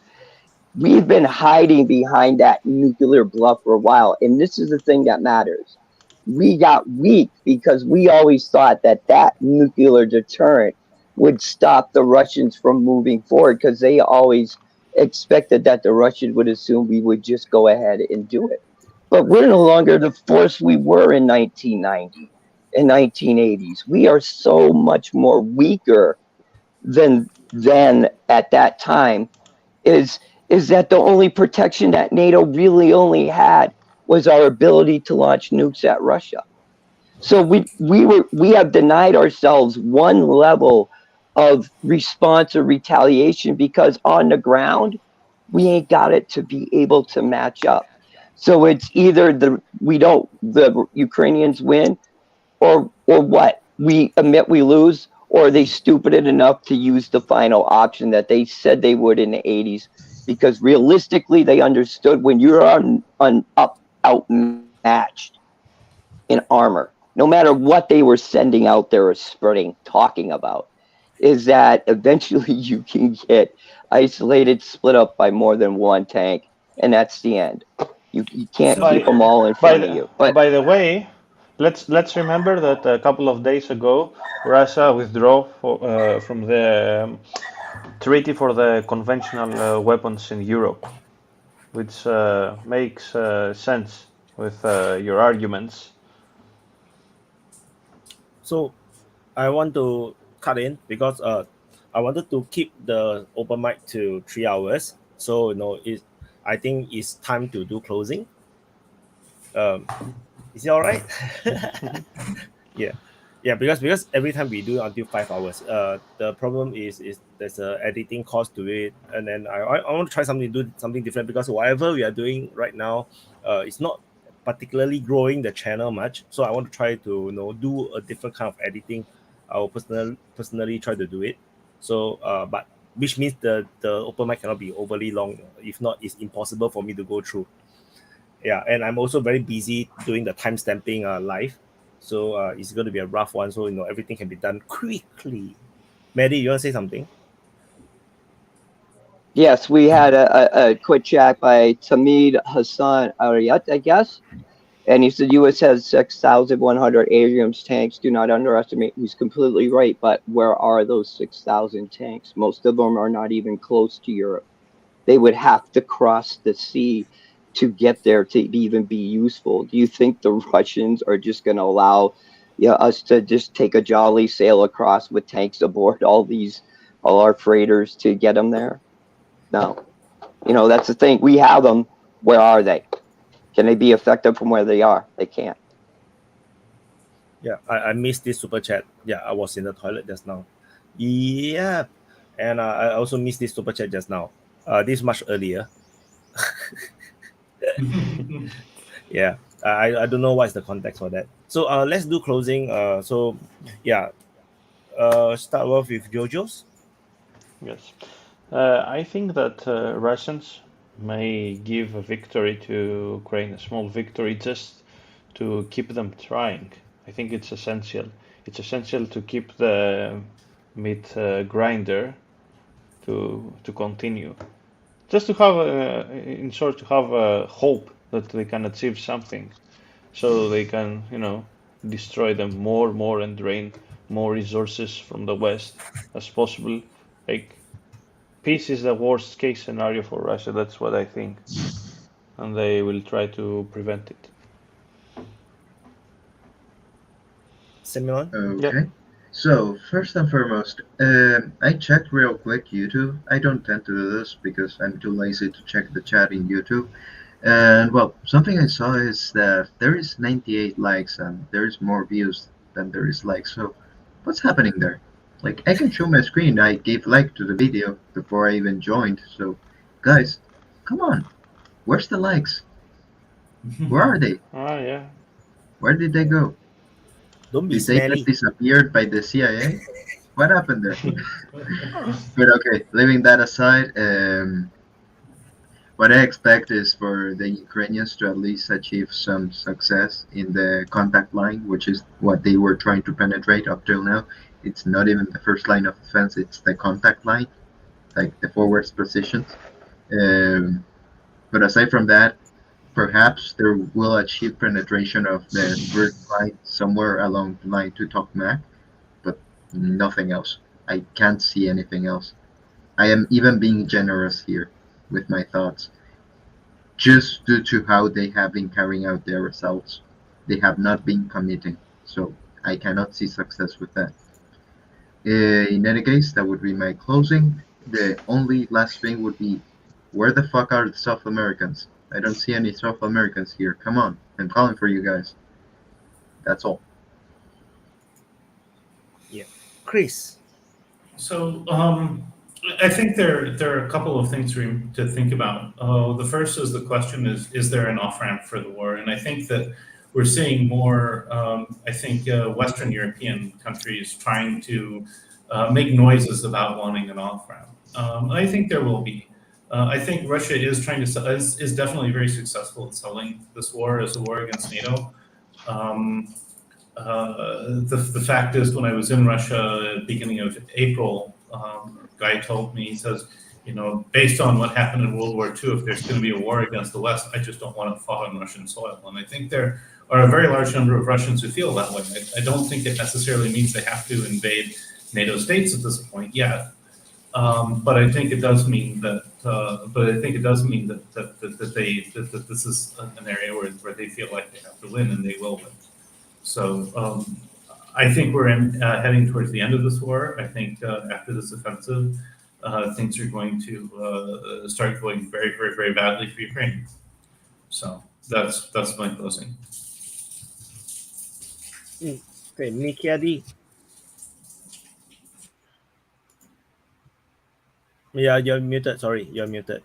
Unmute her. Oh yeah, I think somebody's taking a shower or something. But Yeah, it's from Chris. The song is from Chris. I'm not sure what's that. Maybe he's cooking. So there's something which I'll probably bring up in a different open mic. But I came to slowly kind of realize that the Russians are actually intentionally acting weak. They were talking really big when they were sort of things were not going well and they didn't have enough troops in Kherson and in the north. And now that they actually have all the trained manpower and most of the things they need, now you can even hear Putin say, "Oh, we have little. We don't have as much modern weapons as we need." I think they're doing that purposely. So I usually thought that they are very terrible at information warfare, and I came to slowly understand that they actually have a better game plan on information warfare than I actually give them credit for. The whole thing with Prigozhin and all that, oh my God, it is well crafted, and it took me time to put pieces together. But so Wyatt, don't worry, you will have a long time to make these videos because this war is not ending soon. Because what Russia is doing is extending it. The Ukrainian military has been almost on the brink of mutiny for literally months back to back. But somehow they have been continuing doing it somehow. The Russians could have pushed this balance easily, but they don't want to. I don't think they want to make peace while the Ukrainian military is intact. But anyways, that's my closing for that. Great. Craig, you're muted. Sorry, Craig. Yeah, it's a good time for me to close because, Macchiati, thank you for that. That is perfectly stated. You're absolutely right, in my opinion. Russia ideally wants a mutiny, and this is the impasse we've been in for a year, that Belarus wants Russia to denazify the Western 6 oblasts. Poland wants basically... Well, actually, Poland wants Russia to do it, and Ukraine wants, to stay Ukraine, and Russia wants Ukraine to denazify the west of Ukraine. So Belarus is worried about Poland moving in and wants Russia to do it, but Russia doesn't want to do it. Russia wants to leave it to Poland, and Poland's scared to do it. So this is where we've been for a year. Who's going to denazify the very Nazi West? And that is causing a whole lot of problems, but exactly as Macchiati said, this is the situation where Russia must trigger a mutiny. And I think they're close to it because if you can't take Transnistria and you can't launch a credible attack in Belgorod, you're not going to go to the Pacific of Russia. You're not going to get NATO involved in the war. You can't even take dinky Transnistria because Moldova doesn't want to be there. And you're more and more open to tactics like the Russians just taking the Baltics in a week and trading them for Ukraine. Like, that's the kind of dangers we're getting into. So this it really ideally ends in a mutiny, because then the entire possibility of rebuilding another CIA type of Ukraine under it with the Bandera ideology is gone. The Russians have got to get it to the state where Ukrainians are tearing down Bandera statues and shooting Nazis in the street. They have to, when they come up with their version of the kill list, it will be ferociously effective, terrifyingly effective. It will just be like the French Revolution, where 100,000 people go in a kind of a terror, and nobody wants to mess with these scary people ever again. So I think the Russians have an info war plan to bring this about. And that brings me to my last element here, which is the reason we had mutually assured destruction and weapons of mass destruction treaties was to prevent basically every non-nuclear country from developing biological war. That was why we did it. And where we have now is that MAD, in my opinion, didn't work because we had so many near misses where protocols didn't keep us from nuclear war, individuals did. So that's a failure of policy. But we've never had a heavily nuclear multipolar world. And the danger of a multipolar world is this. False flags are being normalized in this war. They're happening all the time. Do something awful and blame the other guy. Well, take the nuclear version of that. The nuclear version of that is a shipping container goes off in New York Harbor, and the radiation signature reads like it's Russian. Well, go blast the Russians, right? But, I don't know, maybe China did it, right? If there's 3 players, mutually assured destruction is an utter, absolute failure. All you have to do is fake an incident, and your 2 enemies are gone. The third guy is the last guy standing. You win. So we will see nuclear weapons used, and we will see them used not with launches of missiles. Missiles are obsolete. Nuclear missiles are. Maybe even nuclear subs, but not nukes. Nukes will go off magically and remove whole cities from the map. And likewise, with the information warfare, it will be carried forward in a way that is truly terrifying. There will be a list of bidders for clandestine payments, for betting markets, all kinds of ways to predict who's going to die next. And then, oh, what a surprise, pop, pop, pop. There go the next 5 people who were on the list to be heads of NATO. And when you demonstrate that kind of capability, people will surrender. They won't fight you. We are heading for assassination warfare, biological warfare, and false flag nuclear. And we will be there in this war if it doesn't end in the next year. That's my close. Thank you, Craig. Archimedes. Yeah, I just rejoined. I just want to make a closing here, which is to say that I think that this war is the first step towards a much larger period of the entire world order changing. And I want everyone to understand that, because this is the end of the unipolar moment. This is the end of the bipolar world order that we've lived in since the end of World War II. And this is the beginning of the multipolar order. And this is not just about Russia. It's not just about America. This is about China. This is about India. This is about Iran. This is about Turkey. This is about Nigeria. This is about the entire world becoming completely redoing the entire world order. And I think that defense politics Asia has a bright future, because there's going to be a lot of defense and a lot of politics and a whole lot of Asia. That's what I'm going to say. I'm not sure if there's something to be happy about, but yeah. Paul. All right, I got here late, so I just want to say I'm more nervous. I mean, I'm more nervous about the nuclear aspect of the United States, because all this shit is basically happening because of the United States intransience in completely refusing to work together with the rest of the world. And they're it's king of the hill. They're on top of the hill, and they're gonna try to fight like a dog to keep it. And if they have to launch some nuclear weapons, I think they'll do it. Unfortunately, and I think that's stupid. Maybe the only hope we have is that Ukraine actually does turn on their masters, and maybe Europe turns on their master and says, "Look, we don't want to have anything to do with you anymore in the United States." But we'll see. I'm not optimistic. Sorry. That's all. Mehdi.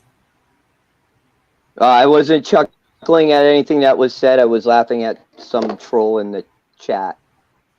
Just weak, very weak. You guys got to up your game. I mean, bring somebody that can actually maybe hold a little round here and debate the people in chat, because I'm telling you, trolls, you NAFO boys are just fucking weak tea.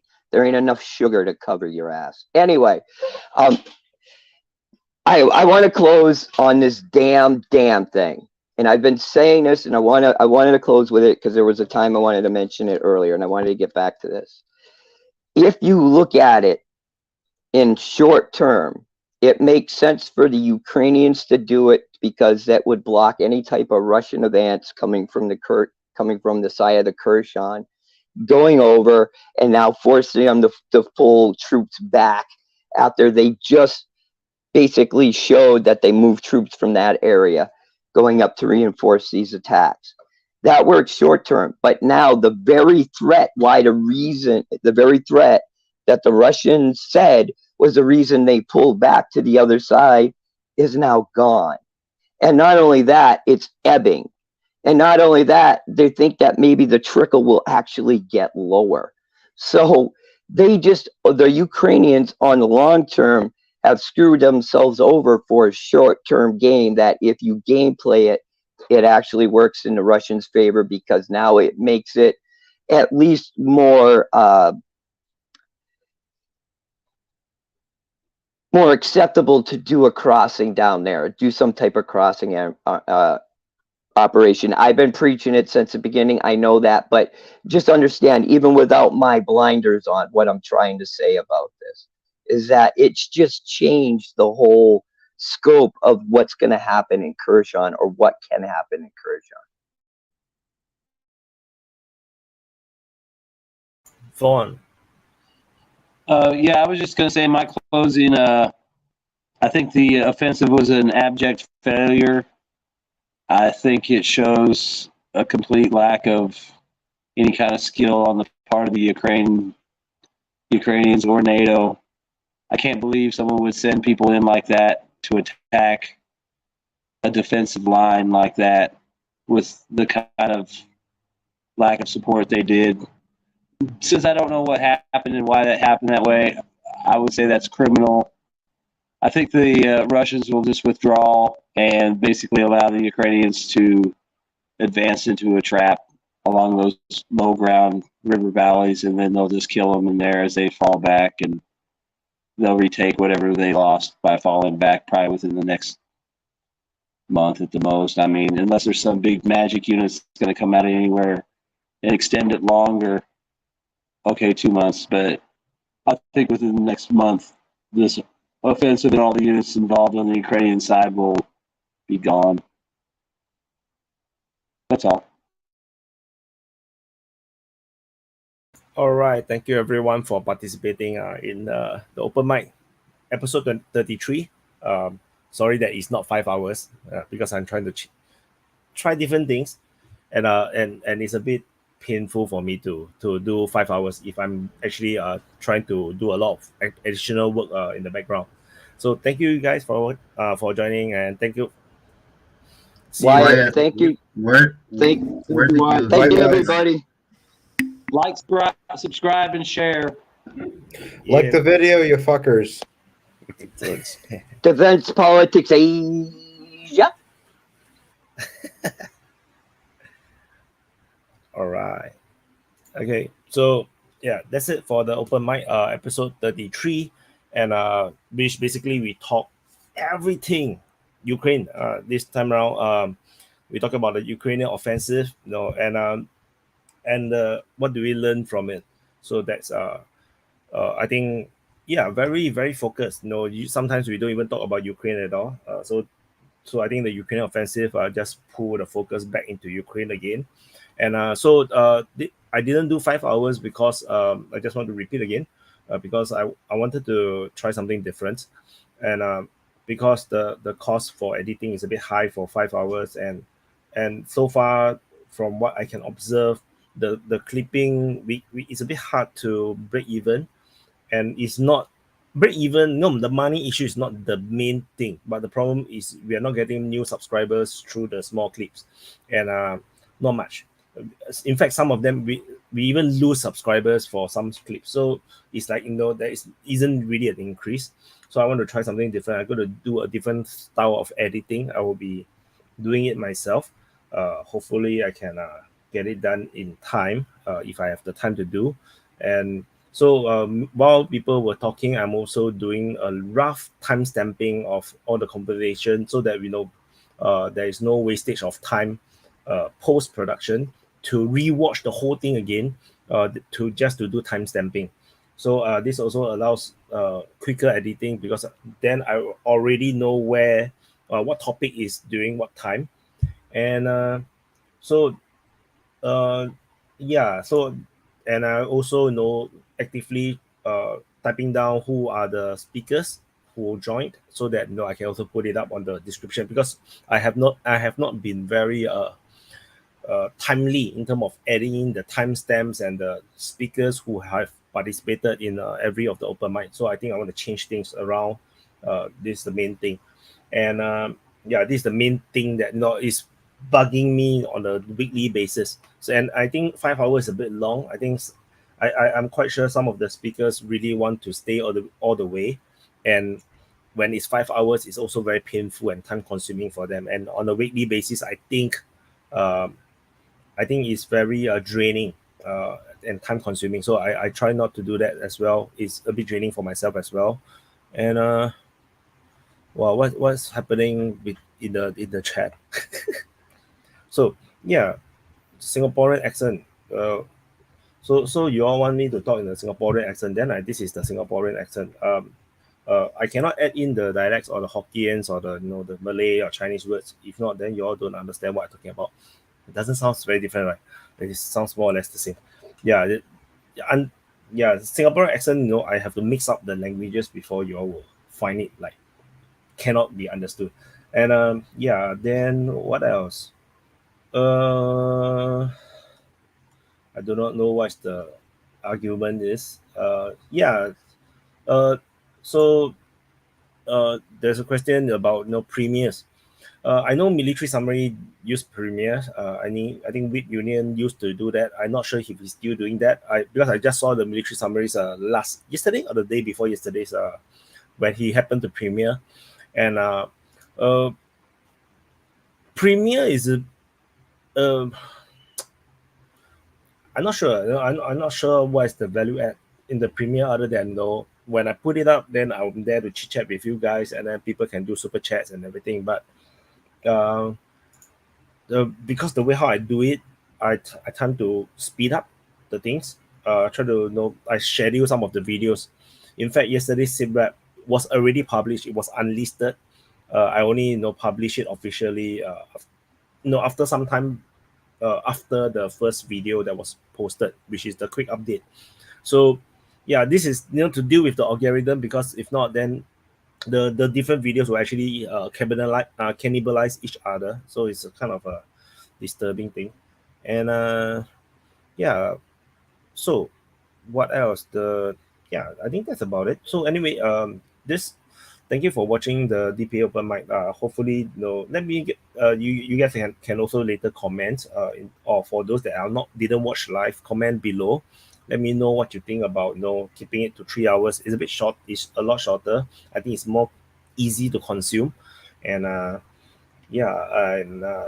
hopefully with 3 hours, when I try to sort out the SOP, maybe we can do more sit reps.